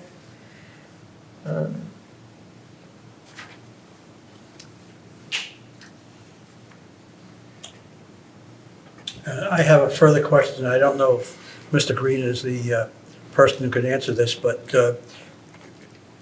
who is going to be responsible, or how is it going to, the maintenance of this facility? We'll get to that. Okay. Well, keep in mind, this is going to be a condo. There are going to be units that will be sold, condominium form, so there will be an association, homeowners association. I'll have testimony, the homeowners association will be responsible for maintaining the site, maintaining the plantings. Any other board members have any questions, any more questions for Mr. Green? How about our professionals? Anybody from the public would We're like not to? there yet. I have to get through the reports. I'm sorry? Oh, I'm I have sorry. the reports first. All right, so what I'm going to do is I'm going to go through what is first B1, the inside report for 9/19/2022. And there's just a few comments that pertain to the architectural elements on the building. Going to page 2, number 5. You had the mechanical units already described, those are up on the roof area, am I correct? That is correct. And those are labeled, identified in there, am I correct? Yep, the only other equipment, again, that has been noted several times, is the sprinkler equipment, but they are in a closet at grade, so there won't be any visible mechanical equipment other than the required alarm bells and those sort of things. And signage. Going to page 3, 9, again, that has to do with the exterior mechanical equipment, provided testimony, am I correct? Yes, it is located up on the roof terraces. Number 10, signage. No signage is being proposed at the current time, am I correct? That is correct. 11, architectural elements that you chose, how they're compatible with the immediate area, you already provided testimony with regard to that, am I correct? Yes. Going to page 5, 18, with regard to recyclables, I'll have testimony from the representatives of Toll on that. 21, considerations, the entrance stairs to townhouses shall be shown and confirmed will not be located in the public right of way. Am I correct with that? That's correct. And I believe that's all the architectural comments in the inside report. What I'm going to do then is go to page 2. Before you leave Insights report, I have a question on number 5. I'm sorry. Page 3, number 10. You say there's going to be no signage. How about house numbers? Are they going to be put on? There'll be none. There'll be postal number, yes. Okay. And visible for the fire department? Yes. I think what you're referring to is like building identification signage. Okay. That's not being contemplated at the moment. So all the units have a different address, or are they like A, B, or something like that? I don't think that's been determined. That'll be a conversation that our operations team has with the post office. So we're trying to determine right now with the post office how they want to do Whether it's going to be individual numbers or whether it's, But all the entrances, whether to either unit, they're either on Lake or on Cookman, Individual. right? there's a door that faces that, and so we are compliant with that. It'll just be a matter of where the numbers are, the size, location, that sort of, and obviously, we'll make sure that they're compatible with the design. I would suggest that when that is determined, that the fire department be consulted as to where they would like to have the numbers. that. No problem. Thank you. What I'd like to do now is go to the association report B2, previously marked, again it's dated September 15, 2022. I think I misspoke. B1 was September 15, 2022. Both reports are. Going to, I first want to go to page 3 of 14 of this report, some materials and recommendations. 2.1A. This comment has to do with the fenestration. You've already testified that you added fenestration to the Peck and Grand Avenue entrances of this size. Am I correct? Yes, and at the very end, it talks about orienting the entrances, which we noticed several times. We did turn them on the corner so that at least the end units had the ability to address Peck and Grand, as well as the addition of the door into the garages that again breaks up that area. And as shown in the renderings, obviously that area will be heavily landscaped. D is a comment with regard to the variation in color that it complies with the development that is being proposed and complies with the ordinance. Am I correct? Yes. Going to C, the comment had to do with changing the design of the site from one-way driveway access, and that was done. Am I correct? Yes, I believe Mr. Cruz testified to that. D is landscape. We will have the landscape architect provide testimony with regard to that. E, additional points of access, that was done. We already had testimony from Mr. Our engineer on that. I think the rest of this is all. Landscape, that's correct. Walkways has already been taken care of and it complies. Am I correct? Street lighting, H will have additional testimony on. Just want to go to 2.2, the council resolution. There's a reference to a resolution that's sent it here from the council. Am I correct? Yes. And A is to change it to a one-way, or his recommendation has one-way through the site, and that was done. Am I correct? Yes. And the second recommendation by the mayor and council was additional access way from the town has boardwalk to Lake Ave, and that you comply with. Am I correct? Yes. And the third comment had to do with the widening of the sidewalk in Head Street, and that was done. Am I correct? Yes. All right, continuing on. Going to go directly to page 7. Design context. You already provided testimony as to your architectural style. Am I correct? If you're referring to 3.5A, yes. Going to B1, that has to do with the materials on the deck. You provided testimony to address that issue. Am I correct? I have. Postal numbers, we just addressed that. Am I correct? Yes. Can you go back to A, is there A, Sure. is the design context, so what does that mean in boldface? The proposed development does not incorporate a preferred architectural style within the WRP. Why don't we ask them also?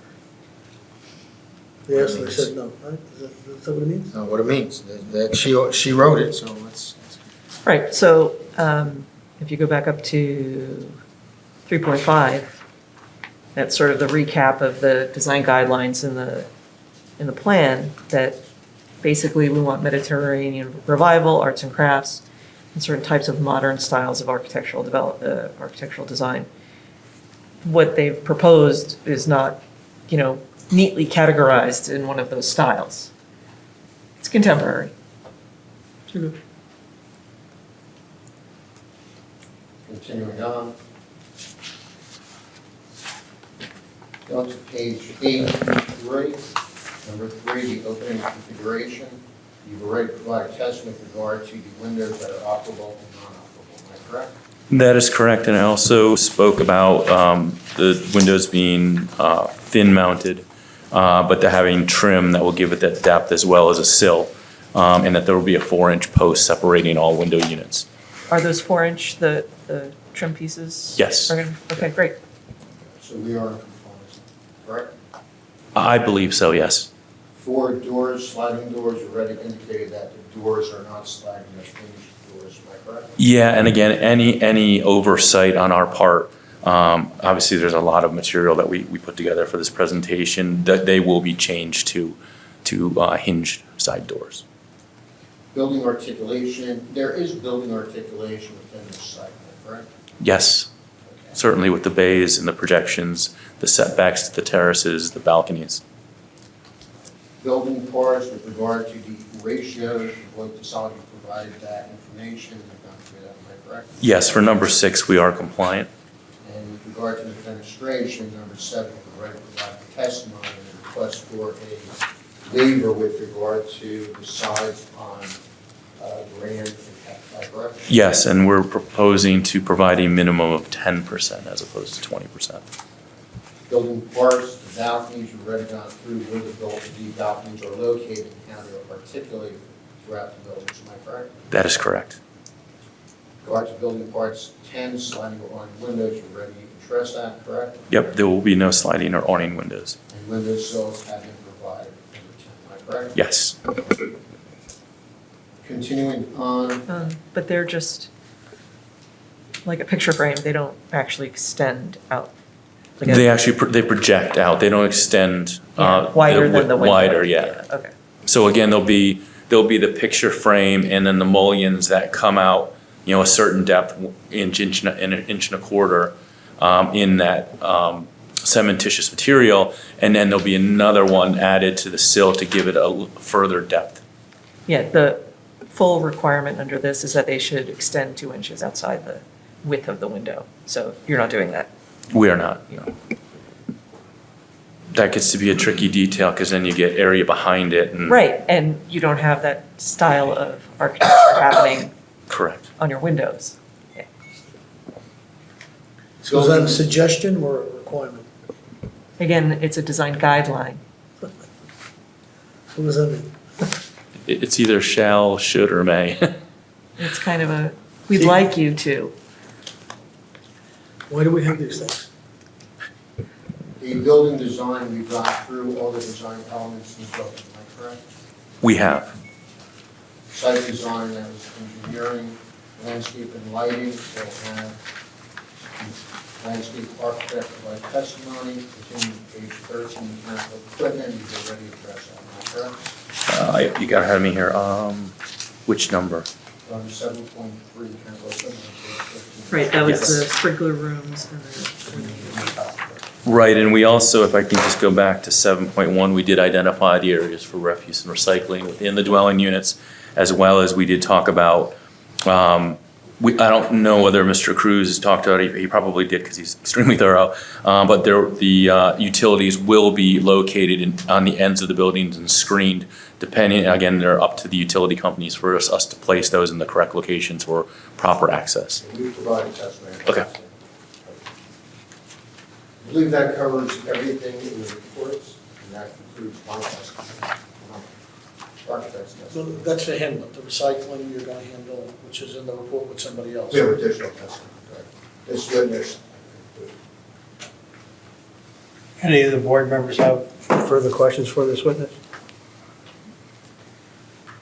One of the requirements that the trash areas be large enough to hold a 4-week accumulation. How'd you calculate that? How'd you make that determination? We didn't. There are individual recycling bins that are, used by the trash collection companies. I don't know how long one of those will last. In my house, with everybody home, it lasts a week. I think for probably a normal family that's not there all the time, maybe the last 2 weeks. But I don't see any way of providing individual bins, which are going to be in the garages of the dwelling units that could I don't know how I would address that, or we would address This is not that. an apartment building where everybody's bringing it down. We're going to provide testimony that everybody will have. That was my next question. Yeah, they're going to bring it out, Note. and we're going to have a private hauler that's going to deal with that, and that can be adjusted then. Do you have a private hall for this complex? So it's not like I say, an apartment building where everybody's bringing it down to a trash room, where it has to be big enough to take care of the entire building. This is individual units. They're going to have trash cans that will bring them out on a trash day. Right, and there are no common exterior trash or recycling facilities either. Any of our professionals have any further questions? Does any member of the public have any questions for this witness on this testimony? Hey, Mike Goonan, 1101 Ocean Avenue. Could you pull up the rendering from the corner of Cookman and Grand one more time? I have a question about that second story balcony. On the Cookman side, it has a metal railing. What is the railing on the Grand side? Is it on the second story? The second story, I mean, right here? Yeah. This is actually a half wall. It's a half wall, so it's not the same metal railing. No, the address was off of here. We decided to close this area in for some privacy's sake. Privacy. Okay, thank you. Any other members of the public who would like to ask questions? Okay. Thank you. Want to take a break? Yeah. We'd like to pause for a 5-minute recess? 5-minute recess. Can I have a motion for that? So moved. Second. All in favor? Aye. Any opposed? See you back in 5 minutes. All right, it is now 10 minutes to 9, and would you call it back? Because you only get like 50%. Ready for a roll call? Wait. Okay, we have Mayor John Moore, Here.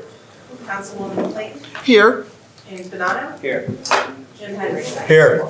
Jennifer Sauter. Here. Alexis Taylor is absent. Eric Gallo. Here.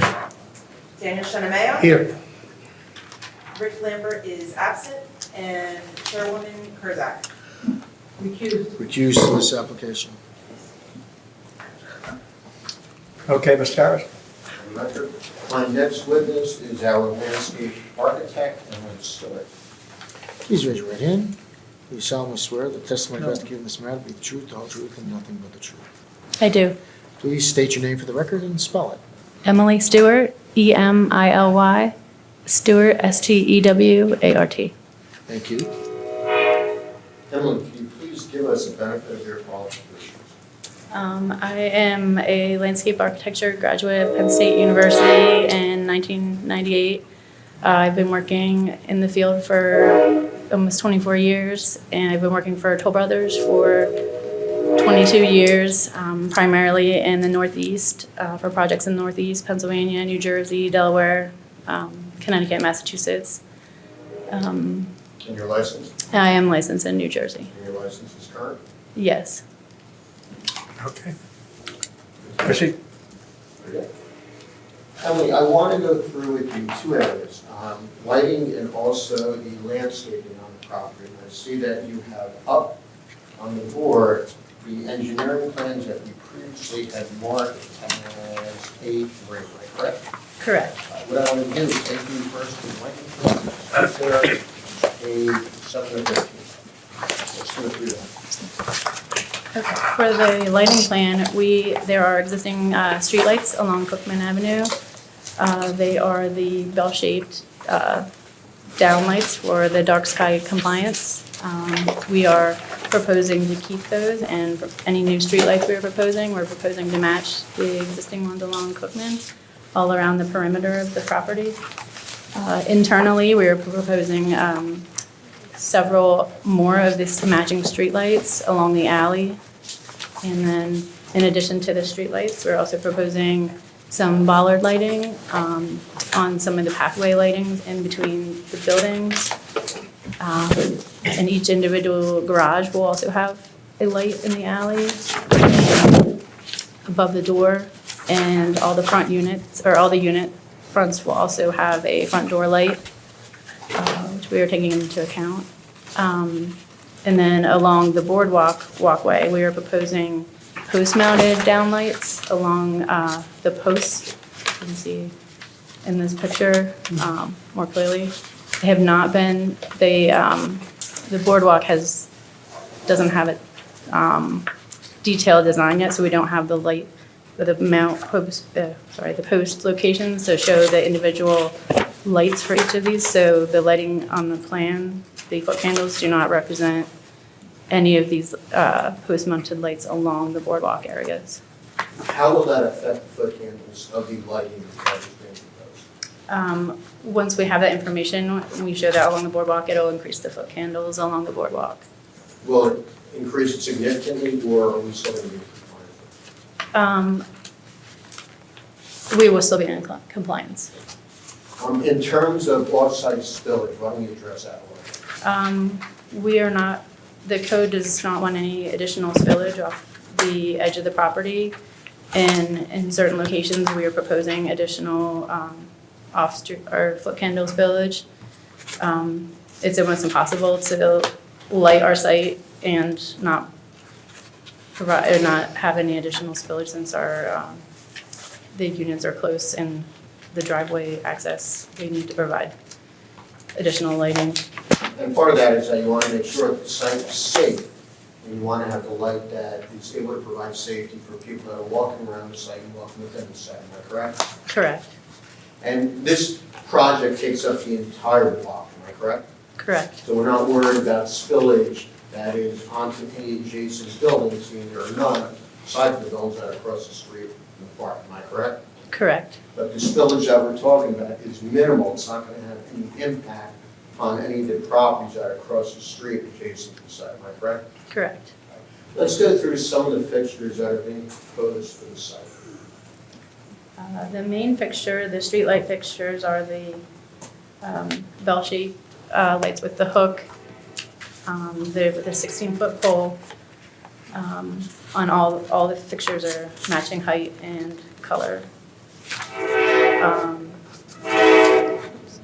And those are downlights, right? Yes, they're downlights, dark sky compliant. And move over to the bollard lightings. They are about 30 inches high, and they can be found in the pathways.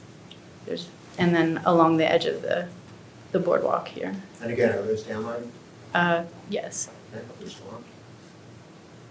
on. And then the front door lights are these long cylinder type downlights at the front of each door. And then these garage mounted downlights are above each of the garage doors. Are there any uplights on the building? All the lights that are being proposed downlight? Correct. They are downlight. They are downlight. In terms of the light temperature that we have on these fixtures, do any of the lights exceed 2,700 degrees K? Yes, all of our lights are proposed at 3,000 K, only because the 27 K, there's no manufacturer that makes the 27 K for this style light. Okay, is there a significant difference and what is that light? 3,000 units? Correct. And is there a significant difference between the 2,700 and the 3,000? No, it's just a slightly warmer temperature. The garage lights always on over the doors, or are they motion? Their motion. Are there any others that are motion sensor doors, or just those over the garage doors? The street lights will be motion. The front door, I believe, are sunrise, sunset. They are not motion. So when you say street lights, what do you mean? Are these lampposts going to be on the sidewalk like the street lampposts? Yes. So those will be motion only? I thought you said the street lights will be motion? The photo cell, oh, I'm sorry. No, they will be. Dawn to dusk? Yes, I'm sorry.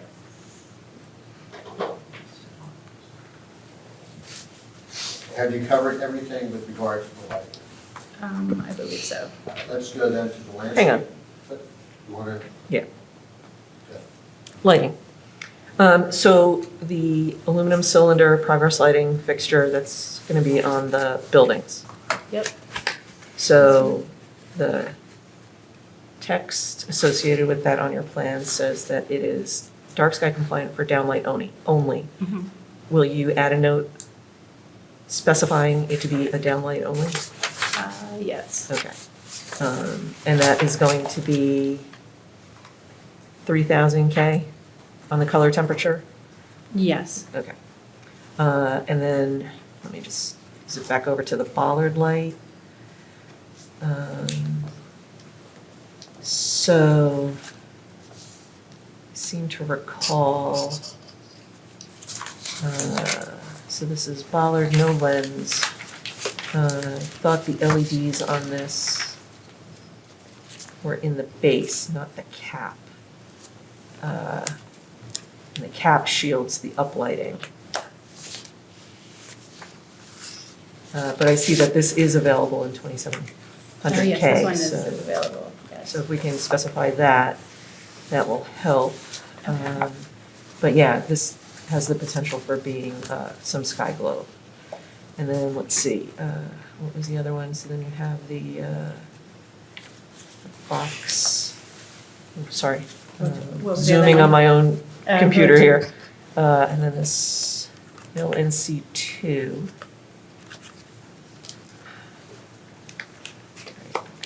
The garage one.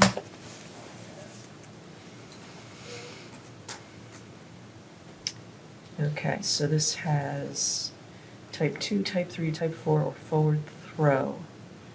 So we're going to recommend that that not be forward throw. Where's type 2? Again, to minimize any potential glare or sky glow. Okay. Also, 3,000 looks like the lowest color temperature in this fixture as well. Yeah. I mean, there are other, styles like this that we could get in 2700K if the board prefers. I wasn't sure Them if to you wanted to choose mix another colors. fixture type that is compliant. You see them, we get them on other applications. It's sort of a little shoebox wall mount. And then let me just see, so that's Can we specify that they're motion as well, too? for the These are the garage. garage? Yes, I would do that as a condition, and if you want 2,700, we can do that as a condition also.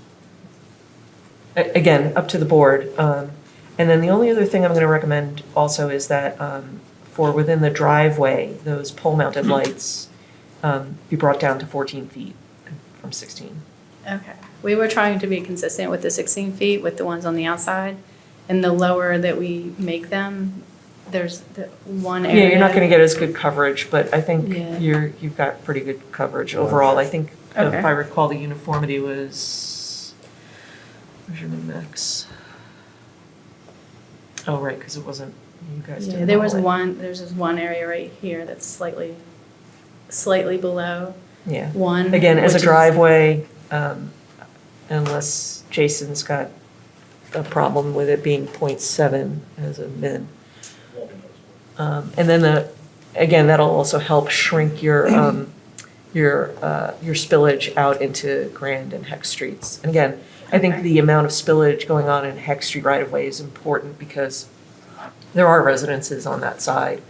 And that, again, the public space, we want lit, but it doesn't have to be, a stadium effect, so.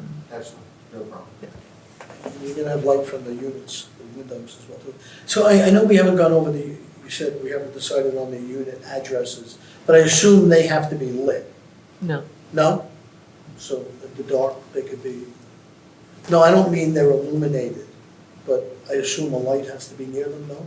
The fire department doesn't want that? Okay. It's not in the So no extra light code. is gonna be put for them? I would assume we're going to have lighting on the front, am I correct? Correct. At the front entrance, correct? Correct. And that's going to be with photo cell, or it's going to come on when it's dark, or is that going to be on permanently? They're usually dawn to dusk. Dawn to dusk, right? Yeah. And where are they, like right next to like the opening where? So right over the door, or is that? So is the address gonna be near that? They're That's what I'm actually- trying to figure out, yeah. No, I You see can like see, that, right? yeah. So you'd have to put like vertical addresses, like this, Yeah. numbers. It's only a number. Is there a recess So it may be fixture that- over those doors? Again, this might be the In the alcove? Too many people are talking at once. I believe there's also a recessed light inside the alcove as well. Over the door. So if there's a number on the door, Yeah, it we should be would see it. illuminated, yeah. Is there a light in the alcove? So then that's one. So we could do either with the number. Well, I mean, do we not see what's in the alcove too? The light that's in the alcove? Is that a light that is slowing out? Yeah, it's semi-recessed. Yeah, it's gonna be recessed in the. Was that in the lighting, I'm saying, is that in the lighting plan? No, but it's not gonna, it wouldn't be modeled because it's really not throwing outside of the space. But either way, wherever we place the number, we ensure that it's in a location where there is light in the event you have an emergency vehicle that needs to access, they'll be able to see that unit. You know, my point was being, if you have to light it, is it a light that's gonna be added that we don't see here?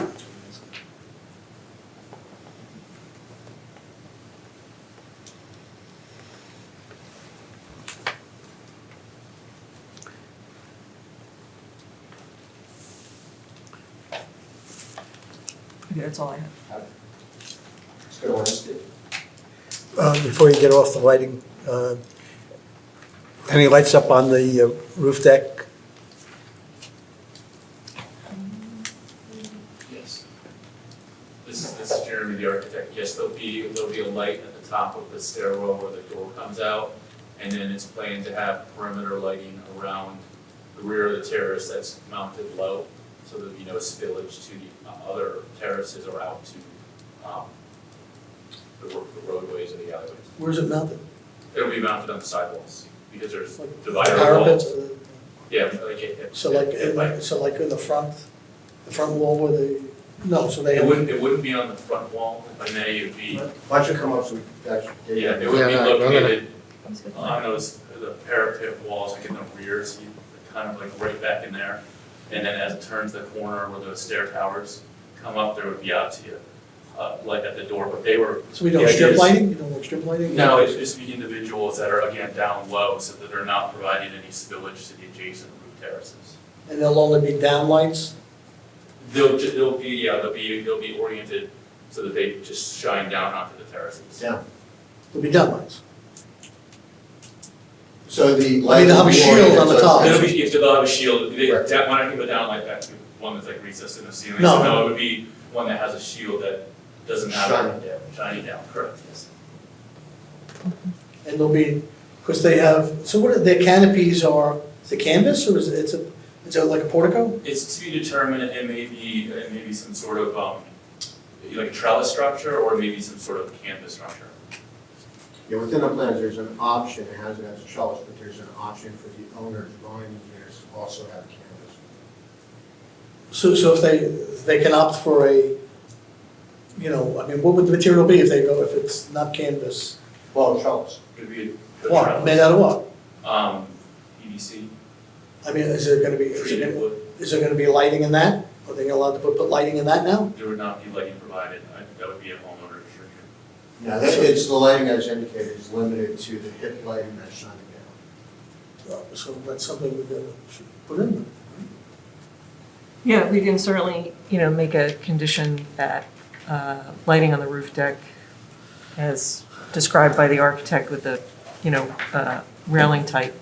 But, I'm sorry, are you trying to also restrict any other additional lighting by the owners? No, I don't think you could do that, right? I don't know if you can do that. I mean, Yeah, it's you're really not- an you're not- enforcement problem, When but you're doing yeah. these lighting modules, you're not counting on the light that's coming out the window, that's obviously spilling out, right, but I mean, if we have these, I mean, I'm not, I light up things, right? You come to my house, go now see it for Halloween, you'd be dazzled, you'd think you're tripping. But, Now I gotta drive by your house. So, I mean, if people light up well, if you put these porticos, right, or trellises there, and now they have overhead lights on them, that's gonna do something else. It's gonna do something different than what we see is presented. And I don't know, is that something we want or don't want? I can tell you that would not be part of the option of the buyer. slots that were not being used. Well, there's gonna be a condominium restriction to do that? That could be in the documentation.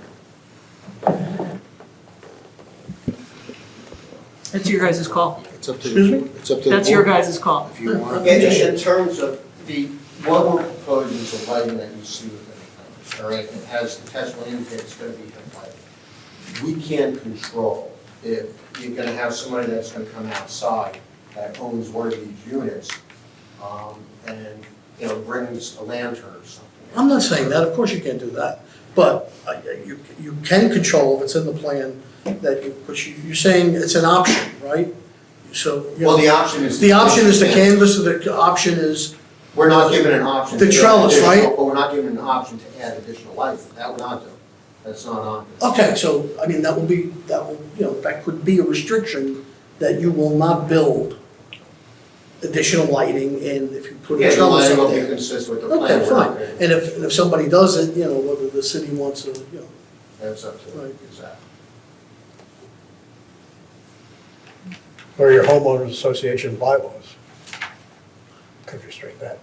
well, that's something we could ask. But then you can't, you know, realistically, you can't tell a homeowner, you know, you can't bring out, you know, a candle, or you can't bring out, you know, a little light out there. I hear what you're saying, but by the same token, somebody brings out a 6-foot pole lamp that has half a dozen light fixtures on, puts it on the edge of the terrace, and certainly getting around the. I would doubt your building department would give a permit to construct. No, you can't if somebody brings a lantern, but what we're saying is you're proposing to build something which has the options of X or Y. And what we're saying is, and you're showing us, will you approve this with this lighting? We're saying, yes, you know, we may approve it with this lighting, but I don't know now down the If I may, road. I can address this very easy. I'll put the restriction in. I know what, and that Well, if the means- board wants, If the board wants me to, I'll put the restriction in, they can throw it in their bylaws and off you go. Whatever you want.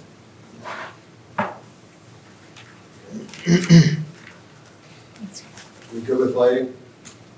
That's good.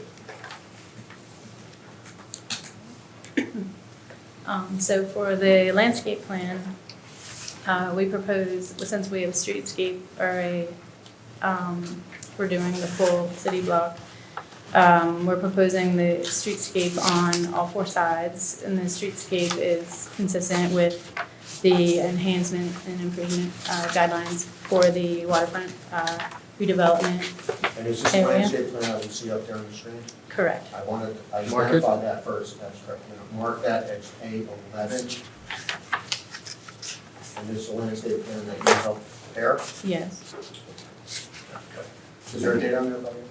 This one says October 17th. We've also, this is just a rendering of the one Alright, that wait a was minute. submitted. So, for purposes of what we have on the screen, that's dated October 17, 2022, am I correct? Correct. And there's also a landscape plan that's contained in the engineering plans that were submitted, am I correct? Correct. All right, we'll get to that in a minute. Let's focus on what's been marked as A11 up on the screen. Okay. Along all 4 street frontages, we're proposing enhancements and improvements that meet the guidelines of the waterfront redevelopment area. These elements would include street trees, street lights, new concrete walkways and pavers, site furnishings that consist of benches, trash cans, and bike racks. All the buildings, the fronts and the sides, all are proposing to have foundation plantings. Along Cookman Avenue, we have the more urban streetscape. There'll be a small landscape bed in front of each of the stoops for the homeowners to give each one a little bit of greenery in front of their unit. Turn the corner and along Heck Street has a wider right-of-way, so we're able to provide a more, a passive streetscape where we have benches, more benches, larger planting islands, and more of a quasi-public area for seating or enjoyment. And then around the corner to Lake Street, we are proposing, again, street trees and the site furnishings, benches, street lights, the paving, bike racks, and trash cans. This is also access to the fronts of our units and the boardwalk. There's 3 locations that provide access up to the boardwalk. And at the tops of these boardwalks, we are proposing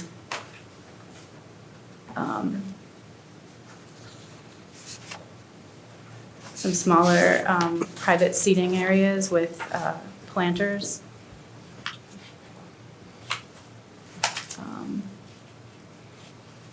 Located at each of the entrances, here, here, and here. And at the end of the boardwalk is a more larger gathering space for the residents, also consisting of some movable seating and some planters for flexibility for the intended use for the day. The plant material on the whole project is a planting scheme that's tolerant towards urban conditions and for coastal conditions. We're proposing a mix of different types of plant materials, such as upright evergreens, ornamental trees, a mix of deciduous and evergreen shrubs, ornamental grasses, and perennials, and various ground covers. And if we look at what's been previously marked in the engineering plans, that has on there all the details for the plans that are being proposed for the site and all the plantings, am I correct? Correct. What's the paving material in the alleyway, the driveway? That is pervious pavers. So, what color were they? They, do you have a color for We this? went through that with the I'm sorry. engineering testimony, but you're talking about off of Cookman. I'm talking about the In the driveway, alley, in the driveways? In the driveways. Yes, we have here. We're proposing pervious pavers there. I don't believe we have a color identified. And they're made out of concrete? They are, I guess, cement, Cement. yeah. But there will be different colored concrete, or different color pavers demarcating in between the individual driveways. Do you have an elevation of, where you said there's small planting areas in front of the units on Cookman? Yeah.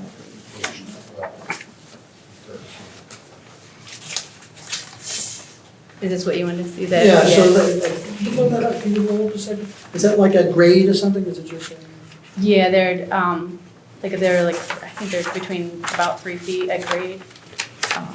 So I mean, like, are they behind them, are they just cut into the pavement? Correct. Or do they have a little wall or something? No, there is no wall, it's just, No fence? no. And the street trees are what, just gonna be cut into wells, or there's gonna be? There are tree grades in the, Or tree yeah, grades? yeah.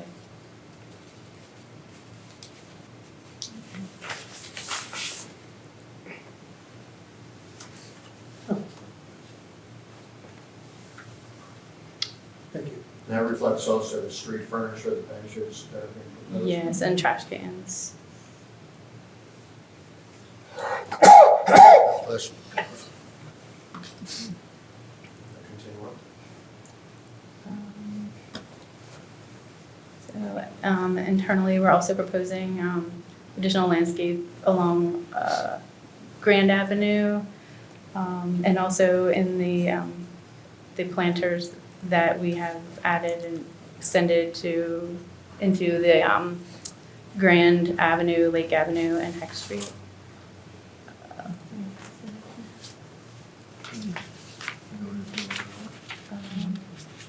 We've added landscape plantings along Heck Street. And that shows the bump outs where that additional landscape is being proposed, am I correct? Correct. Wow. And we intend for those to be a maximum height of 30 inches, so they don't interfere with any kind of site triangles or vehicular pedestrian conflicts. Is that the same also on the other side of Grand Ave? Yes, and Grand.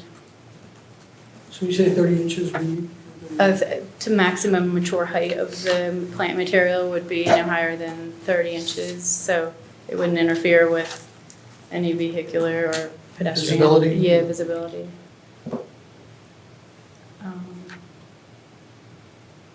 And then we're proposing additional vegetation around the mailbox and along the backs of the alleyway. I'm not sure that I think the architect may have left some of the trees off just to show visibility of the building. Can you identify where the mailboxes are? The mailboxes are proposed, these 4 squares here. And behind that are different planters, am I correct? Yes, And what kind of planters? we're proposing, these are upright evergreen trees that grow about like 10 to 12 foot tall. And they would shield those mailboxes? Correct. So we can still move them to the other side. We were just trying to not make them I don't know. That's going to be the invisible mailboxes for feature. the entire complex? Yes.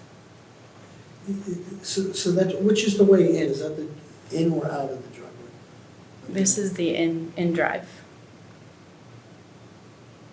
You're coming in off of Heck and you're going out, that's where. So I noticed you got plantings like right before you get out, right? Over Yeah, here. So like, no, further back right there, like, because the car would be pulling out here, right? Pulling in. Pulling in. So they're pulling in here? They're pulling in. Yes. In. Yes. Can you go, okay, can you Right. bring me out? Oh, yep.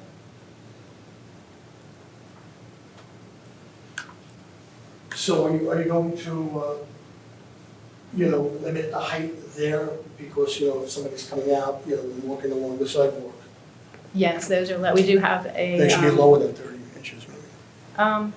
Well, technically, the car height, sitting in car height, eye level is 3.5 feet. So I usually try to keep everything in mature height less than 30 inches. You're the professional. That's the common height limitation for site. Yeah, okay, Yeah. that's your business.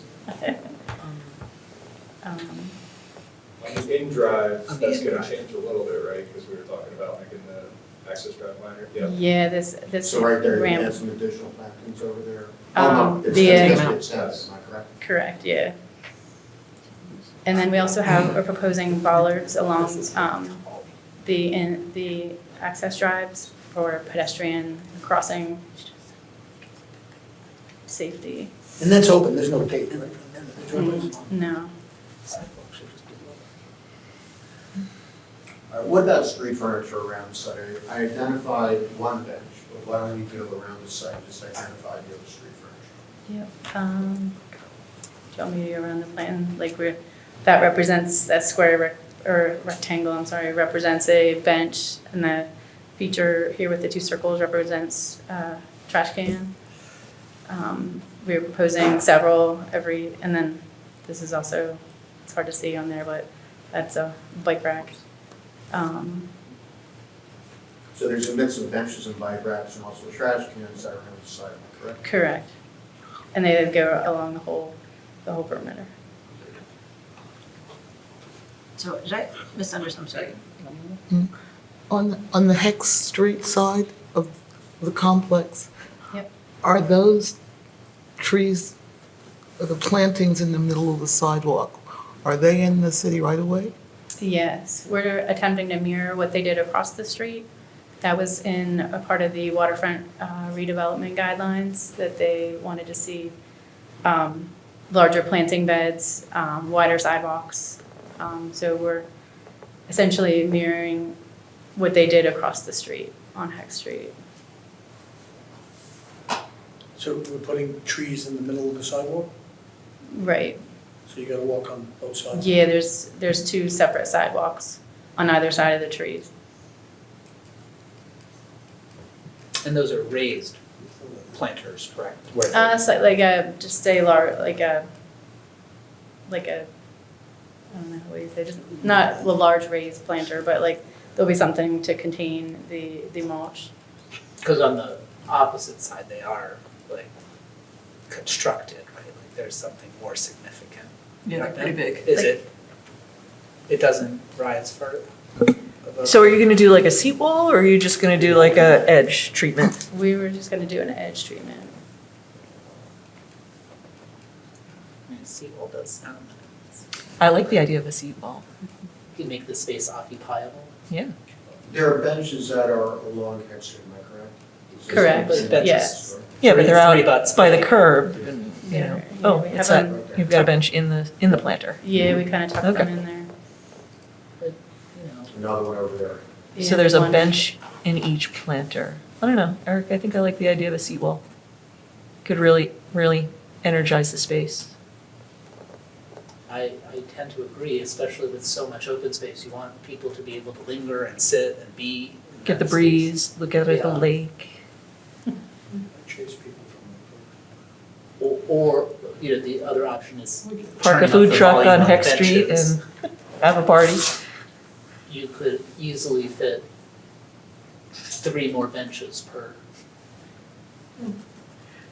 So this is in the right of way. Yeah, we So can add anything some that- additional benches. Happens out there would need governing body approval, perhaps as part of, you know, the conditions of approval of the development. We make a recommendation for that right-of-way approval.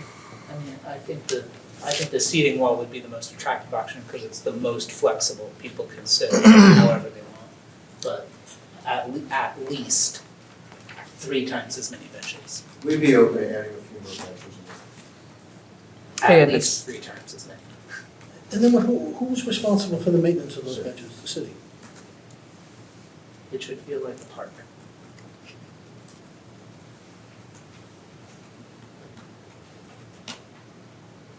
I had another question. I don't know if I misunderstood earlier, but the section in between the buildings by the sprinkler room? Yep. Sprinkler, that was where is it drawn as it's going to be built, or is that section changed?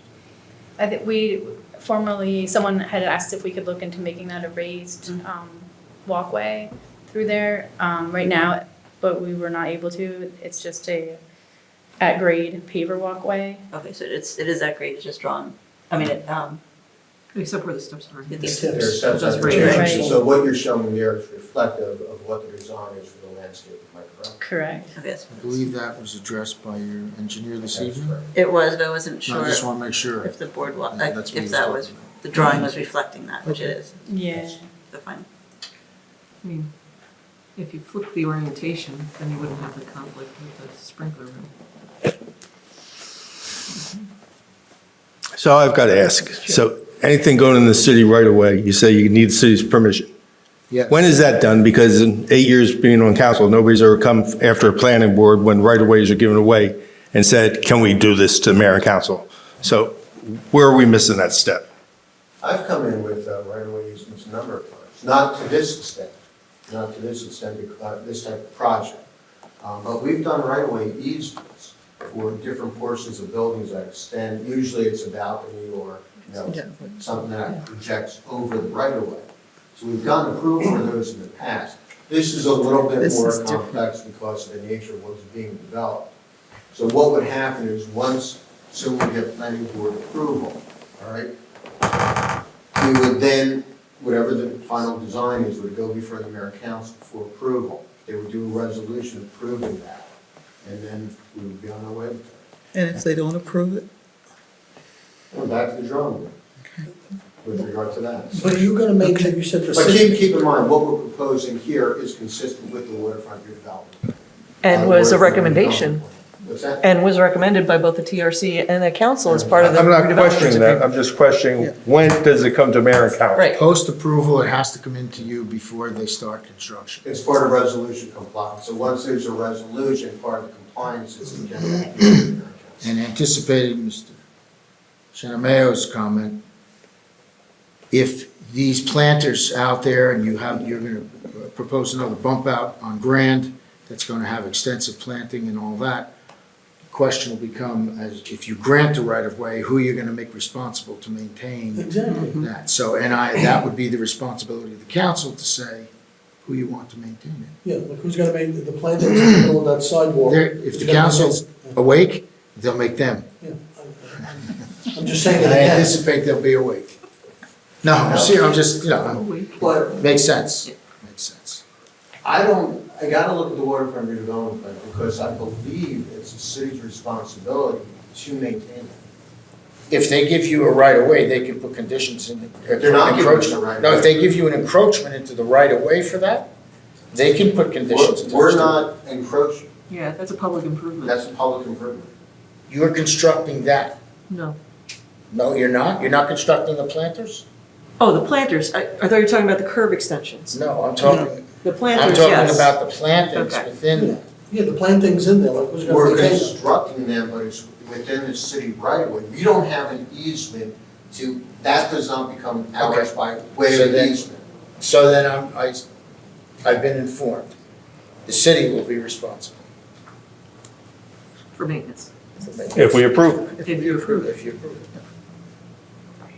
So Mayor Moore, when there's a condition of approval that says mayor and council approval is required, and we do the resolution compliance review, we need something on paper from the applicant that says mayor and council in some form or another, usually an easement, approve that. And we won't approve the plan for resolution compliance without that. So we've always gotten something from the applicant that's a resolution. of Well, sort. Yvonne, maybe I missed all those meetings, I don't know, when we've approved all these things, because Maybe it's in a different form, you know, it's not, may we please have permission to put a bench in the right of way, it's more, It's a do deed of you easement, approve this plan, may we have an easement over here, you know, maybe it's just. which is a little different because we're not getting an easement here. It's, the city's gonna retain ownership as opposed to other projects where we've gotten right-of-way easements. We do a deed of easement, we submit it to the city for approval, we get it back, and then it gets recorded. This is a little bit different because we're not getting a right-of-way easement to these areas.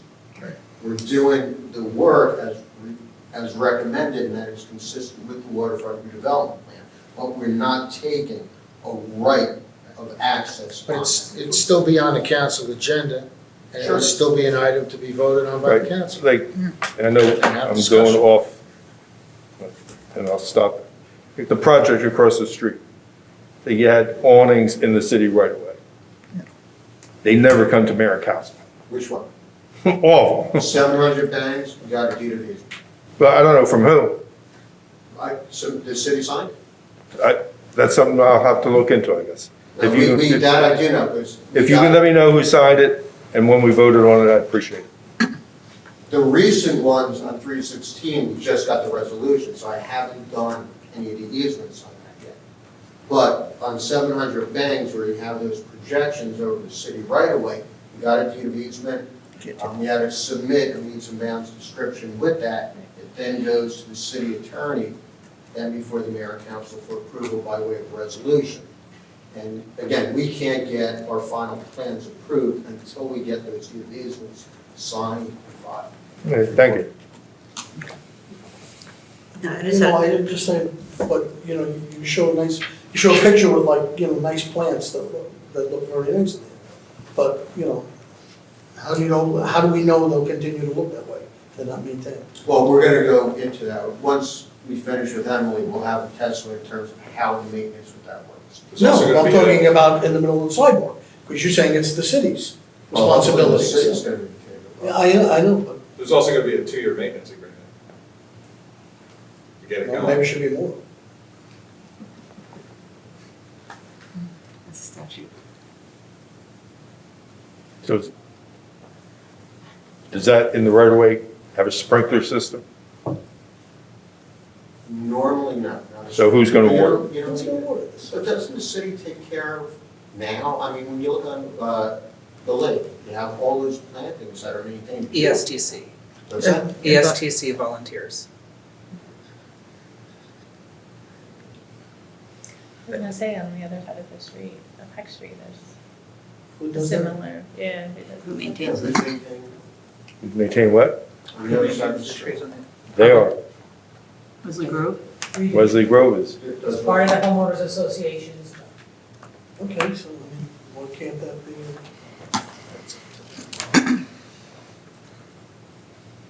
We can work through that issue before the mayor and council. That I'm not worried about. You're saying nothing. That's a council. I was gonna say one thing about that, just if I'm confused or not. Because then if it were, my understanding is some of the streetscape improvements that were asked for or recommended along the way were to do those types of plantings, and then we've asked to have them done, but then if the mayor and council says no, then would that just be a blank sidewalk? Like, I mean, the alternative is.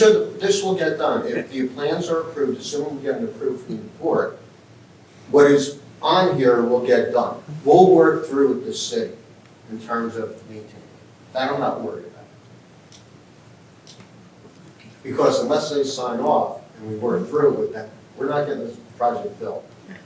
So we gotta work through it with them to get this all done. Understood. But this is the last time the planning board has anything to say. So I'm just saying that. No. No? If the council were to deny it, Then they have to come they back. have to come back to Oh, us. I got you.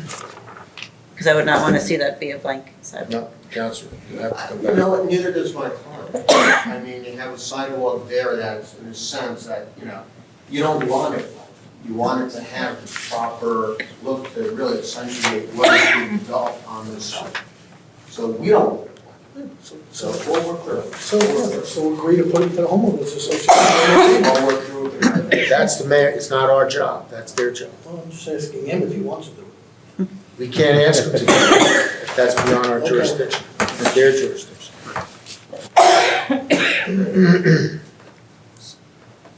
So can we just review the changes we requested? We haven't why don't, when we finish, I've got a whole bunch of them. Yes, sir. I've got a whole bunch of them. So have we gone through everything? I believe. You okay? All right? Yeah.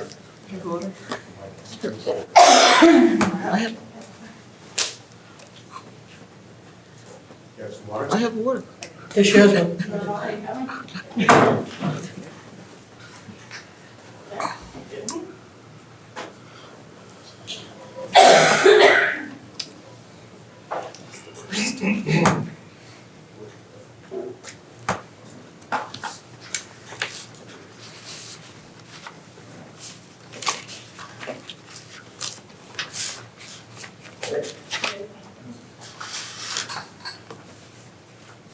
Before I get to the reports, are there any questions that the board has?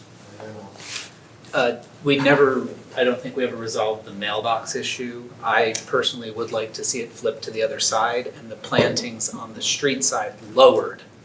Okay. Yeah, and if that's the board's preference, that's fine. That is my preference. I defer to the rest of the board. All right, that's two. Go ahead. Any questions from you or Donna? Well, we're going to go through the reports, right? Right.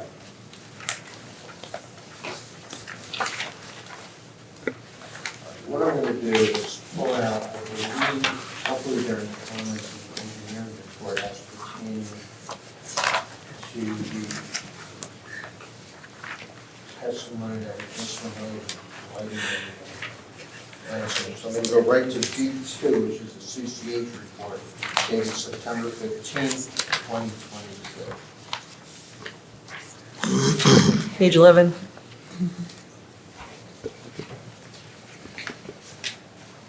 Right, page 11, thank you. Landscaping design. One of the comments, 6.1, was a recommendation against using knockout roses, and that they're susceptible to a rose rosette disease, posing a river birch,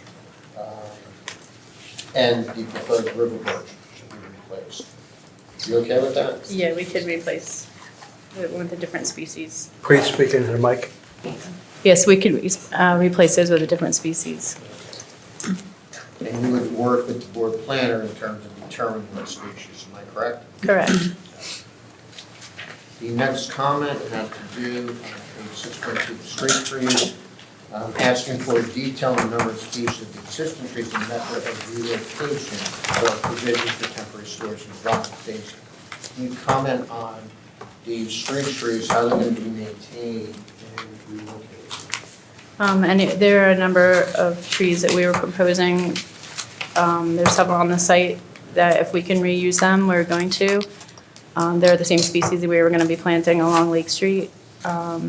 if they can be dug up and reutilized, we'll store them at the landscape nursery, and then once they're ready to be planted, we can move them back to the site, because we don't anticipate there being any space on site that would be suitable for keeping them and keeping them alive. So you would dig them up, move them to the nursery, and you've had experience doing that in the past, am I correct? Correct.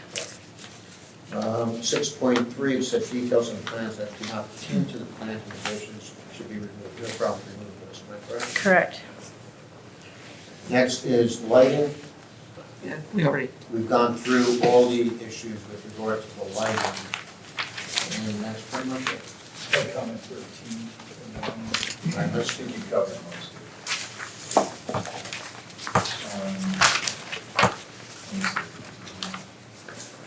Did you cover lighting on the boardwalk pedestrian access?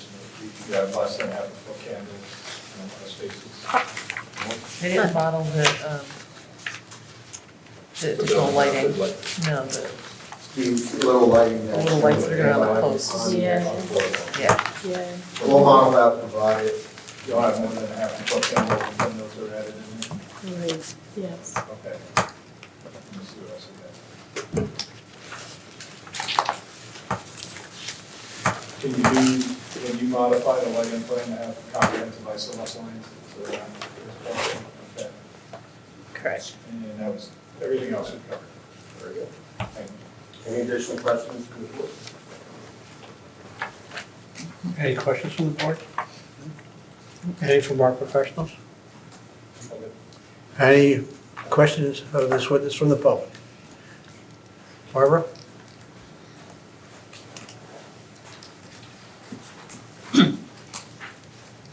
Barbara Krizek, 309 Lake Avenue. I know that we spoke about sprinklers, but it wasn't clear to me whether this witness would deal with, are they spray sprinklers, are they drip sprinklers, what are they? Because there's a heck of a lot of plantings, not that I'm complaining, but there's a lot of plantings here. My concern is how are they going to be maintained with water? Like, or is somebody else going to, I'm okay with waiting if we don't have an answer. It's probably not designed yet. You haven't designed the system yet? No. Well, go ahead.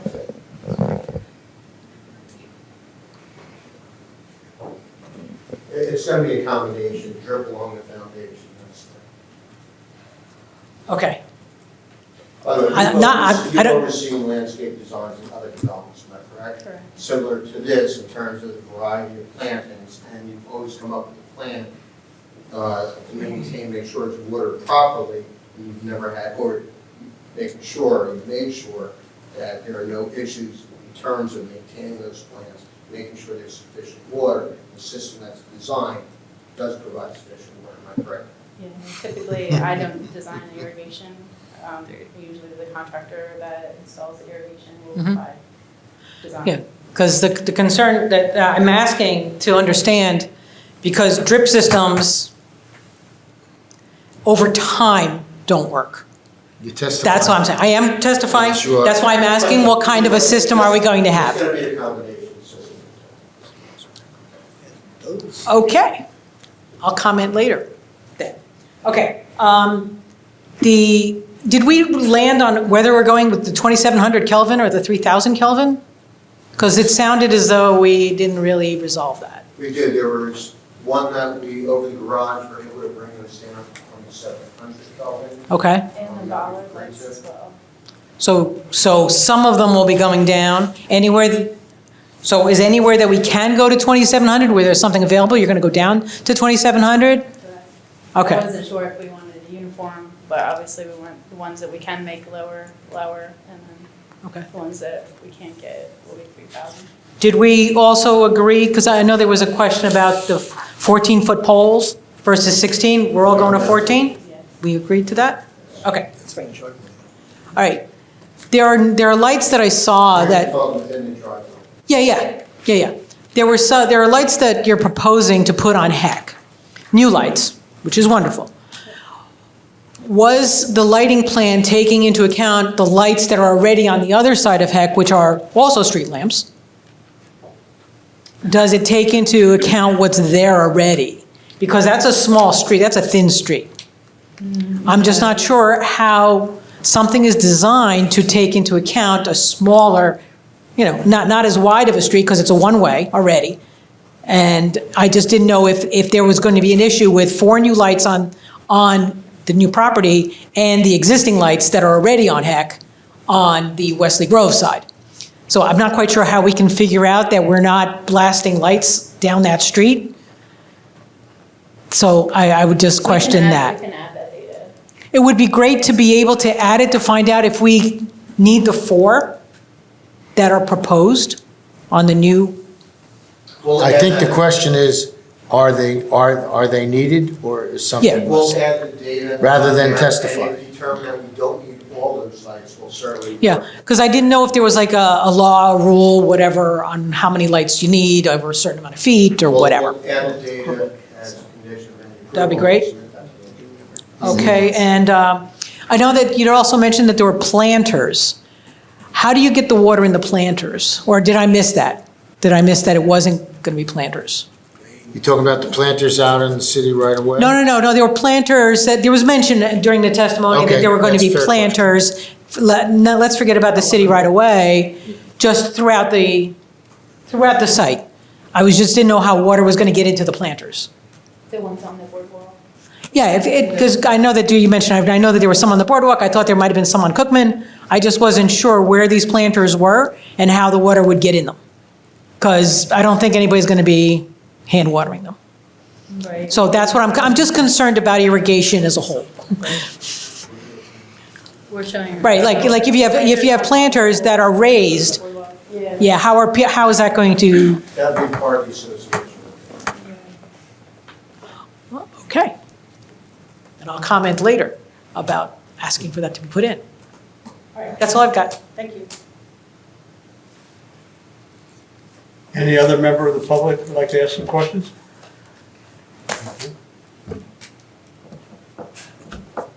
Next. Alex? One more very quick witness.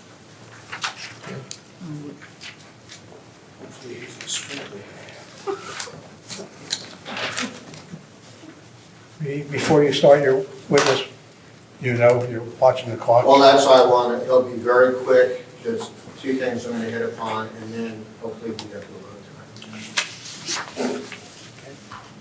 Sir, please raise your right hand. Solemnly swear testimony about to give in this matter be the truth, the whole truth, and nothing but the truth. I do. Please state your name for the record and spell it. My name is Alex Chotalal, Chotalal. Alex, by whom are you employed? Toll Brothers, In what capacity? work on their operations team. And you're fully familiar with this project and what is being proposed on this site, am I correct? Yes, In terms of trash, you saw on the plans that there are trash areas within the garage, am I correct? yes, And the trash is going to be, am I correct, taken out by each individual homeowner, and it's going to be by private hauler, am I correct? yes, And that can be adjusted by the home association depending upon the need, am I correct? that's correct. And these are going to be condominium forms of ownership with regard to these townhouses, correct? Yes, So there will be a homeowners association. yes, That homeowners association, as I indicated, can then dictate, or they can work with the private hauler to make sure that you have sufficient pickups when needed to handle the trash for the site, am I correct? that's correct. Now, with regard to, you heard testimony with regard to the plantings.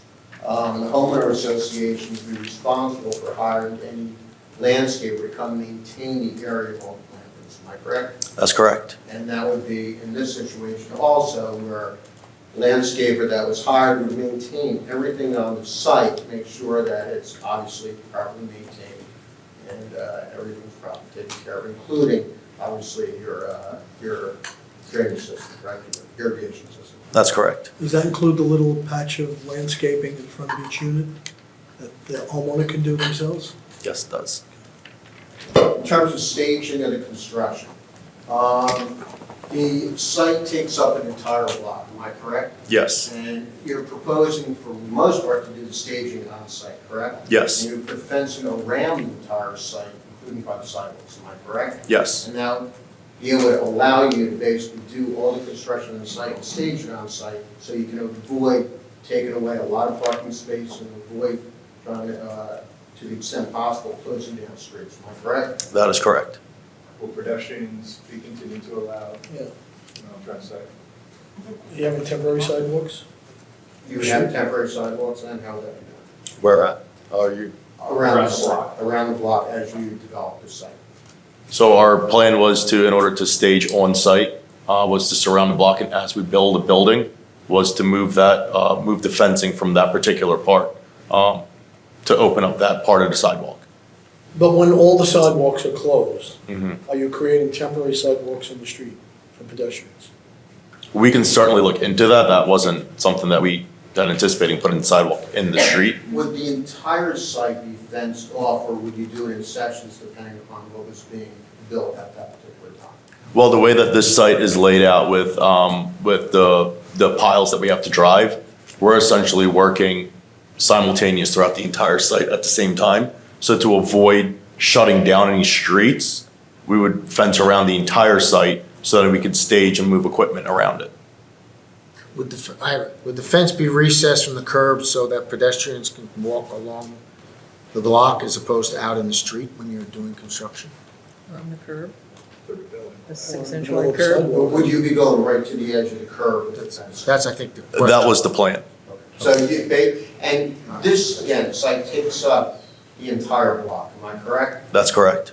So people would then walk on the adjacent sidewalks across the street to gain access to wherever they're going, am I correct? That's correct. Yeah, but these are major streets. I mean, you got Cookman and Grand are major pedestrian traffic during weekends. It's a balance. If you're trying to stage everything on site to avoid taking away parking spaces as opposed to staging in the streets, that's the most efficient way to go. How long would the sidewalks be closed? Approximately. The entire project length by the, how we have it laid out, is a 3-year period, but all the sidewalks wouldn't be closed for that period. We plan on starting in the northeast part of the project on Cookman and Heck, and working our way around to the 3-story building, to the lower right side of Lake and Heck, and then going over to the other 3-story building. So that corner there would be the first part of the sidewalk to open up. Ending the final building would be on the corner of Grand and Cookman. So the sidewalk would essentially open up, starting at the top right corner, working its way around. Over the 3-year period. Over the 3-year period. It would be shut down all at the same time, but opening up as time goes on. But how long shut down for? From start to finish, a portion of. A portion, right. But How long is a portion? all of it will be shut down for how long of a period? A year? I'm just trying to think right now, from when we start our site work. We're just closed down. It would, I mean, it doesn't even make sense. Yeah. If you're starting in the northeast corner, and you're gonna work your way clockwise around the site, you'd have to open all of Heck Street to be effective. So how long would it take to get from the northeast corner and then to the westerly 3-story building? the building on the corner of So you have to complete the Grand and Lake, is what you're asking? Heck and Cookman and Heck and Lake. So that would be about a 2-year period. I mean, opening half of Heck Street doesn't do anybody any good. Right, but So you have to get that whole side, so it's gonna take 2 years. Yeah, Cookman is my. Yeah, but then he's not working in that direction. I know, but when you have Yeah. events down on the waterfront that end and everyone walks up Cookman all the way to downtown, it's a lot of people in one spot and they're not gonna cross the street. Well, may I ask a question? We've never gotten involved in this. We've always assumed that the city has rules and regulations regarding construction and closure of sidewalks and the like. I would have to think there's some rules on the books within the city when they apply for permits, if they are allowed to do that or not. It's never been a planning board issue. It's always been an internal issue. I think the concern is that as development has progressed, it is now a planning board concern. Jack, I think as far as we've gone from what I can recall in the past is to say, have some sort of pedestrian route. That's right. And deal with the construction department on how you're gonna do that. Okay. That's what I recall. And I think our Yeah, concern would be that's parking. fine. We'll work with trying to maintain at least some portion of the sidewalk as we go on, open so pedestrians can get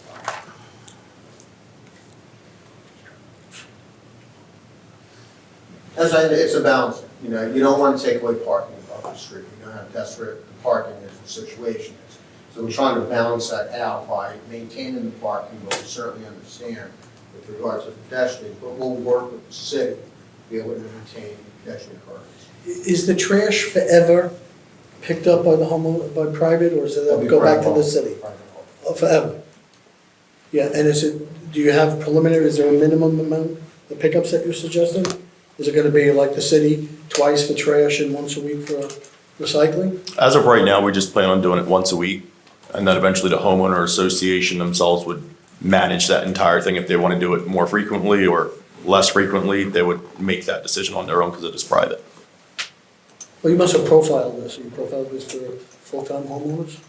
We're just doing this based on, as of right now, we haven't planned out to do it once a week based on like experience of seeing other developments, how they operate. No, but I mean, I know Toll Brothers, I mean, their profile of who their buyers are gonna be. They're gonna be weekenders, or they're gonna be full-time homeowners? And if you're full-time homeowners, how you do it once a week trash? If we realize we need to up that, we will. As of right now, it's planned for once a With week. a private hauler, you can always adjust it. Is that something, is that again something up to the city and nothing else to say? No, it's based on need. It's based on need. Okay. That's all the questions I have for this witness. That's the end of my presentation. Does the board have any questions for this witness? Professionals have any questions? The public have any questions for this witness? Go ahead, it's going to be a statement, so it's not a question. No, I mean me. Okay. I would suggest that if we're done with cross-examination, he's done with his case, there's no opposition or anything else, before the board deliberates, we should hear from the public on comments. Mhm. Because you want to take into consideration the comments in the deliberations. So anybody in the board have any comments? Motion to open it up for public comment. No, he's saying let the public go first. Let's have a motion for public So comment. moved. Second. Anyone second? Yeah, me. Mayor, all in favor? Aye. Any opposed? Ayes have it. When you step up to the microphone, I'm going to swear you in and ask you your name and your address, please. Please raise your right hand. Solemnly swear that testimony about to give this matter with the truth, the whole truth, and nothing but the truth. I do. Please state your name for the record, spell it, and give us your address. Barbara Krizak, Krzak, 309 Lake Avenue. Thank you. There was a couple of comments that I'd like to make. I'm hoping that whoever's going to design this sprinkler system, this irrigation system, please, let's do it right, because drip systems die. Sorry. After a certain period of time, drip systems die, from experience in Wesley Grove. I'd like to make sure that we put on the record that you're going to take a look at lights on both sides of HEC to make sure that, do we need 4, do we need 3, whatever we need, that it's the appropriate number. That if there's any way that we can put something in for the HOA regarding the lights on the decks for the homeowners, those string lights are very popular. If there's any way that we could put that on there, that would be great. If we could put in that the HOA deals with the planter watering, not sure how that's going to happen, unless you have a full-time someone to maintain it. Most places don't have a full-time gardener. Just saying. I'm asking that the streets not get closed, that HEC can't get closed at any time, or any of those streets really get closed during the construction, because it's an active street, and I'm just asking that they never get closed. All 4 streets should never be closed throughout this whole process. And one of the main reasons for HEC is that is the main way that people can get into the complex. The driveway is there for people to get into the complex, so HEC really can't ever be closed. I'm also asking that, based on the fencing that we're talking about, these are incredibly busy streets. lots of parking all around it. If the fencing has to be far back enough for people to be able to walk and open their doors to their cars. You can't have a fence that's on curb, because then the people can't open their cars. Even though there's a lot of parking, can't do it. And like I said, there's a lot that, all four of these streets are major thoroughfares. And for any part of that to be closed for a year, never mind 3 years, there's got to be a better way. And I love the development, not knocking it, but there are some details that I think that we could really work through. Thank you.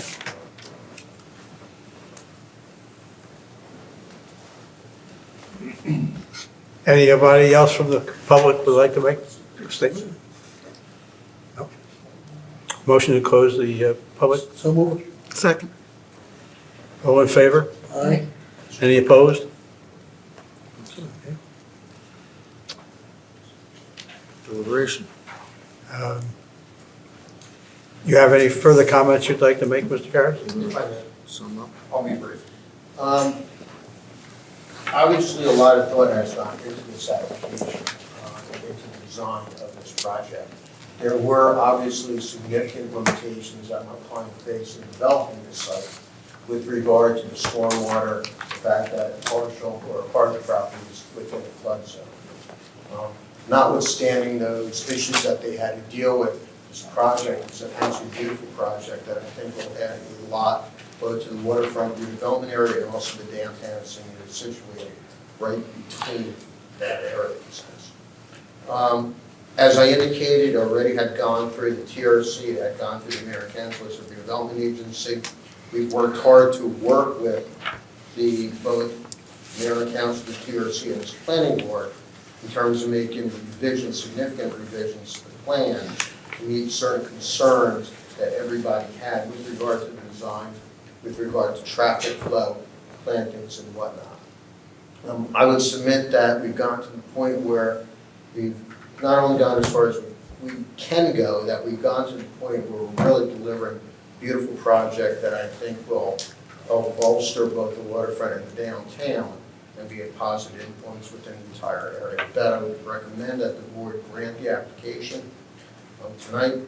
I know the conditions that we have agreed to, we certainly do agree to, and with that, I'll submit.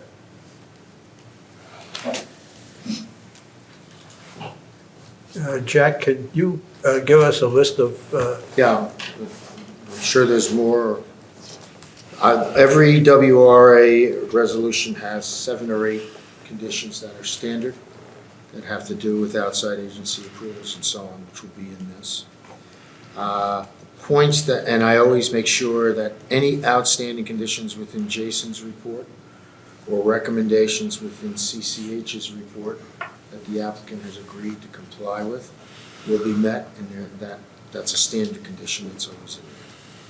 Okay, with that in mind, and Jason, as well as Donna, communicate with me on a lot of the issues so that I can get them all right in addition to what I'm going to give you. Number 1 I have was the possible extension of the bump out located at the intersection of Grand and Lake. If so, that's got to be, if there's not an encroachment, there still is the maintenance issue that has to be dealt with. Of course, a gate installation as testified by the applicant's engineer. I guess that's ingress, egress, gate or other gates. On the boardwalk. On the As boardwalk. reflected on page 2. Okay, that's fine. Page 2 boardwalk. When the house numbers are set, we'll address that issue with the fire department to make sure that you're in compliance as per Dan, Jim's comments. Wherever there originally thought there were hinge doors for access out to the decks, so to speak. Excuse me, sliding doors, they'll now be hinged. Okay, there's a whole lot of lighting. I have exterior doors, cylinder lights must be downward, and they can't be in excess of 3,000, those fixtures. I also have any in here, wherever there's a fixture that can be downgraded to 2,700K versus 3,000K, it will be. On the boardwalk, the bollard lighting, that comment's in there, but I also have a note to check with Jason and Donna on the language that I would need to put in that condition to make it work. Garage lights to be motion censored as per Dan's comment. Street lamps are going to be reduced from a height of 16 feet to 14 feet? In the driveway. Within the driveway, okay.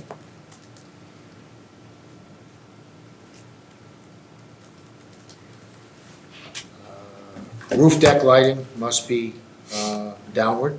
That was testified to by the architect. We have the trash and recycling. It was addressed. It's going to be. What about the thing about? I didn't get there yet. Okay. I don't think I got there yet. The trash and recycling, it's going to be by private hauler, and each owner is responsible for taking their trash and recyclables in and out. Of course, the quantity of pickups on a per-week basis will be adjusted on an as-needed basis. Any encroachments into any city right-of-way will require mayor and council approval. Heck Street, you didn't decide, there was a comment about adding benches or adding benches to the planters, which was never, that's not been resolved. The issue of the mail movement of the mailboxes and the plantings that are now proposed behind them and the height, I don't know where you're going on that. On CCH's report, there's a number of recommendations at page 11, 6.1, 6.3. That was agreement to the landscape comments. Yeah, right. Yeah. So, I mean, when we do resolutions, you're going to tell me that. The applicant will install some type of irrigation system, whether it's sprinkler or drip system for the landscaped areas, all landscaped areas. That's what you're going to tell me that you want. The street lights on Heck Street, are they, as proposed, are they necessary? There's going to be some research into whether or not less units are needed, and that will be, I assume, with Jason. During construction, an appropriate pedestrian traffic plan must be developed with the appropriate city agency for the site and also for parallel parking so that you can open and close doors so that you don't effectively lose that. And then the comment about no light fixtures to be installed, rooftop deck, trellises, or awnings. Or above the parapet lines. Trellises or awnings. I think we have that all lighting there would be down, but I'll put it in. Trellises or awnings.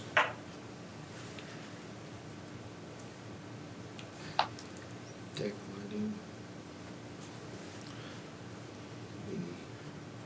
To be below the parapet wall. And face downwards.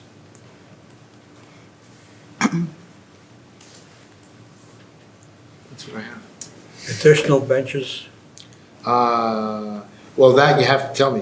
It says Heck Street add, I missed one. Heck Street add benches. I don't know where you want them. I don't know what you're doing, whether you want benches or you want those seating around the planters or a combination of both. That I don't know. I think a seat wall is preferable. It's up to whatever There's you. a recommendation for a seat wall on the planters in Heck Street, subject to That you gotta tell me. approval by the governing body. I just told you. No, but that doesn't tell us how many. What does the board want? I need to know what they want. Well, a seat wall doesn't have a number because Okay. it goes all the way around. Okay. Right. So, does the board, do you want to make that, somebody want to make a motion and make that a condition? Or do you want me to accept what Eric's saying? What do you want to do? What are you looking to do, a seat wall around? Around the edge of the planters so that, around, can you zoom into these things? So you just sit around and look like, Yeah, it's just like a low. just has a ledge around it. Again, we haven't decided because it's in the city right away. Well, if it's So- not a seat wall, I think we should examine at least tripling the number of benches that go there. Yeah, a seawall is easier to maintain. But of course, it's also, that's subject to council approving. Of course. That. And if the council says no, then for no. Sure. Council says yes, then that's an issue. We'll leave it up to them. The point is to make it feel like a park and not like the front yard or the backyard of this development. So is there consensus for the seat wall? I saw a couple of nods, but Yes. I'm not sure everybody is. No, you can't say yes or no. Okay. You can, because you're not voting. I thought this was deliberation. Well, yeah, but if you start saying yes or no to things, then all of a sudden I have an appeal that you voted, you're steering. I think we need to be definitive. Well, I need to know if you want it, then we can figure out the numbers. Yes, I want it, I'm All one right, person. Eric, Yes. Jennifer, Yes. Yvonne, do you want the seat wall? No? Okay. I don't have an opinion on the seat wall. I'm more concerned Okay. about what's in the right of way. Jim? Yes. Mayor? I don't have an opinion. I don't care. Sir? Yes. Okay, so the majority is a yes. 1, 2, 3, 4. Yeah, all right, so, okay, seat wall installation around planters, is that what they're called? Or is that correct? Yep. Proposed on Heck Street? Yep.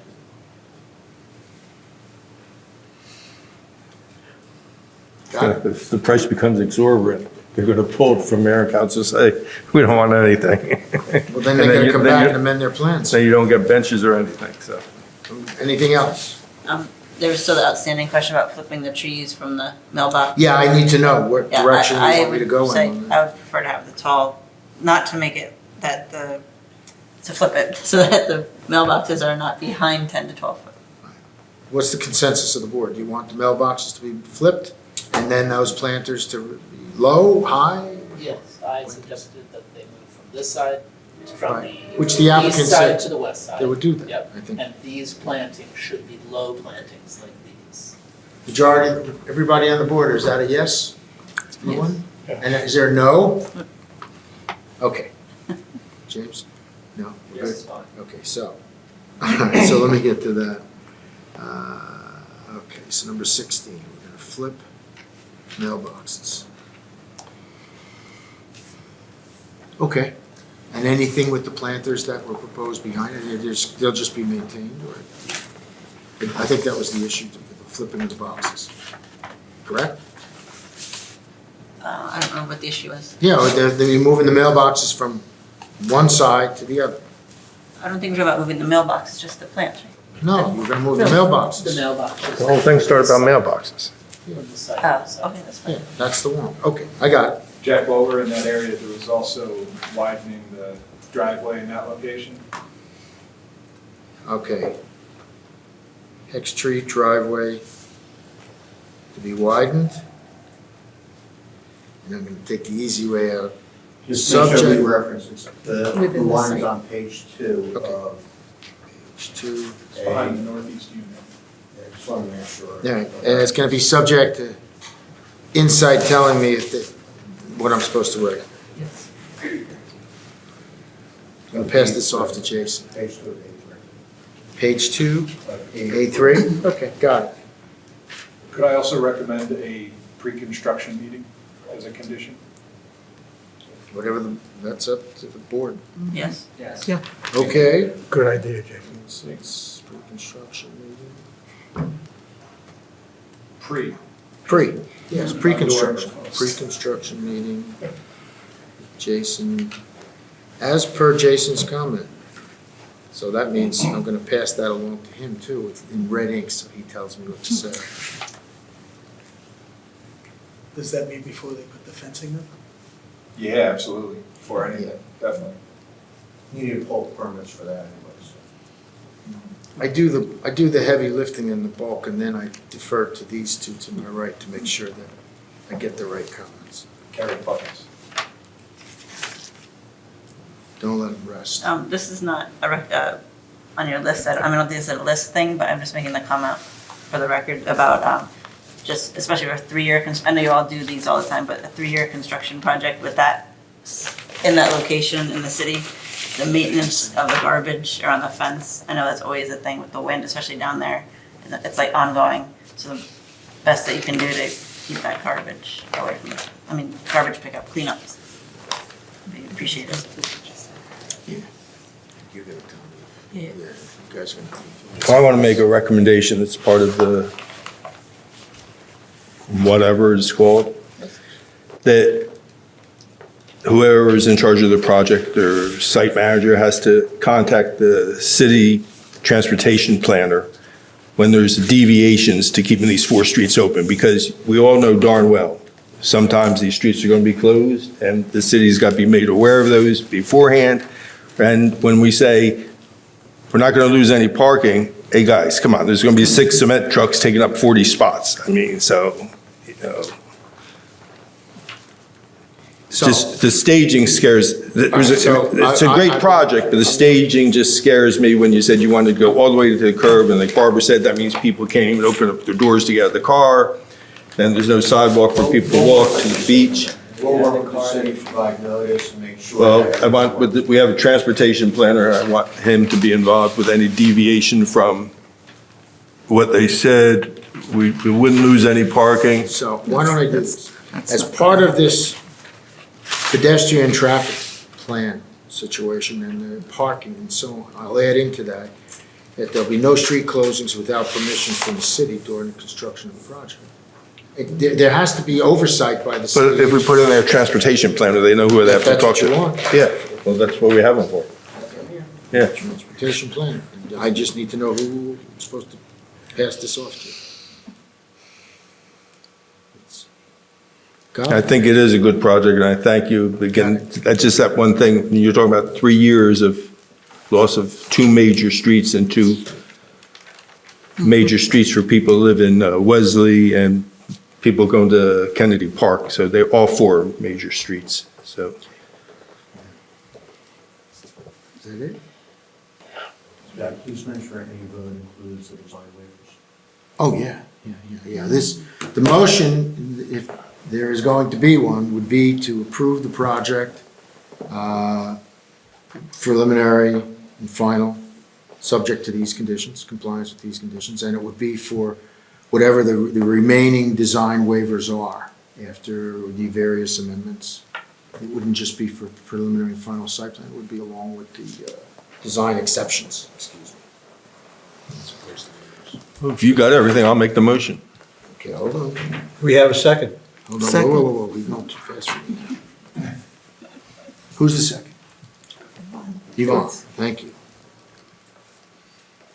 And that's a motion to approve? Correct. With conditions, okay, and the design waivers. Marie, you're up. Dan cannot vote. He's ineligible to vote. It's all right, we're good. Okay, Mayor John Moore, Yes. Councilwoman Clayton. Yes, and I want to say I like this project a lot, and I truly appreciate you changing the density from the possibility of 90 units to 60 units. So, thank you. James Bernardo, Yes. Jim Henry, Yes. Jennifer Sauer, Yes. Eric Gallo, Yes. and That's it, 6 votes. That's all. 6 no, 0 negative votes. Approved. Thank you, everyone. Thank you. Thank you.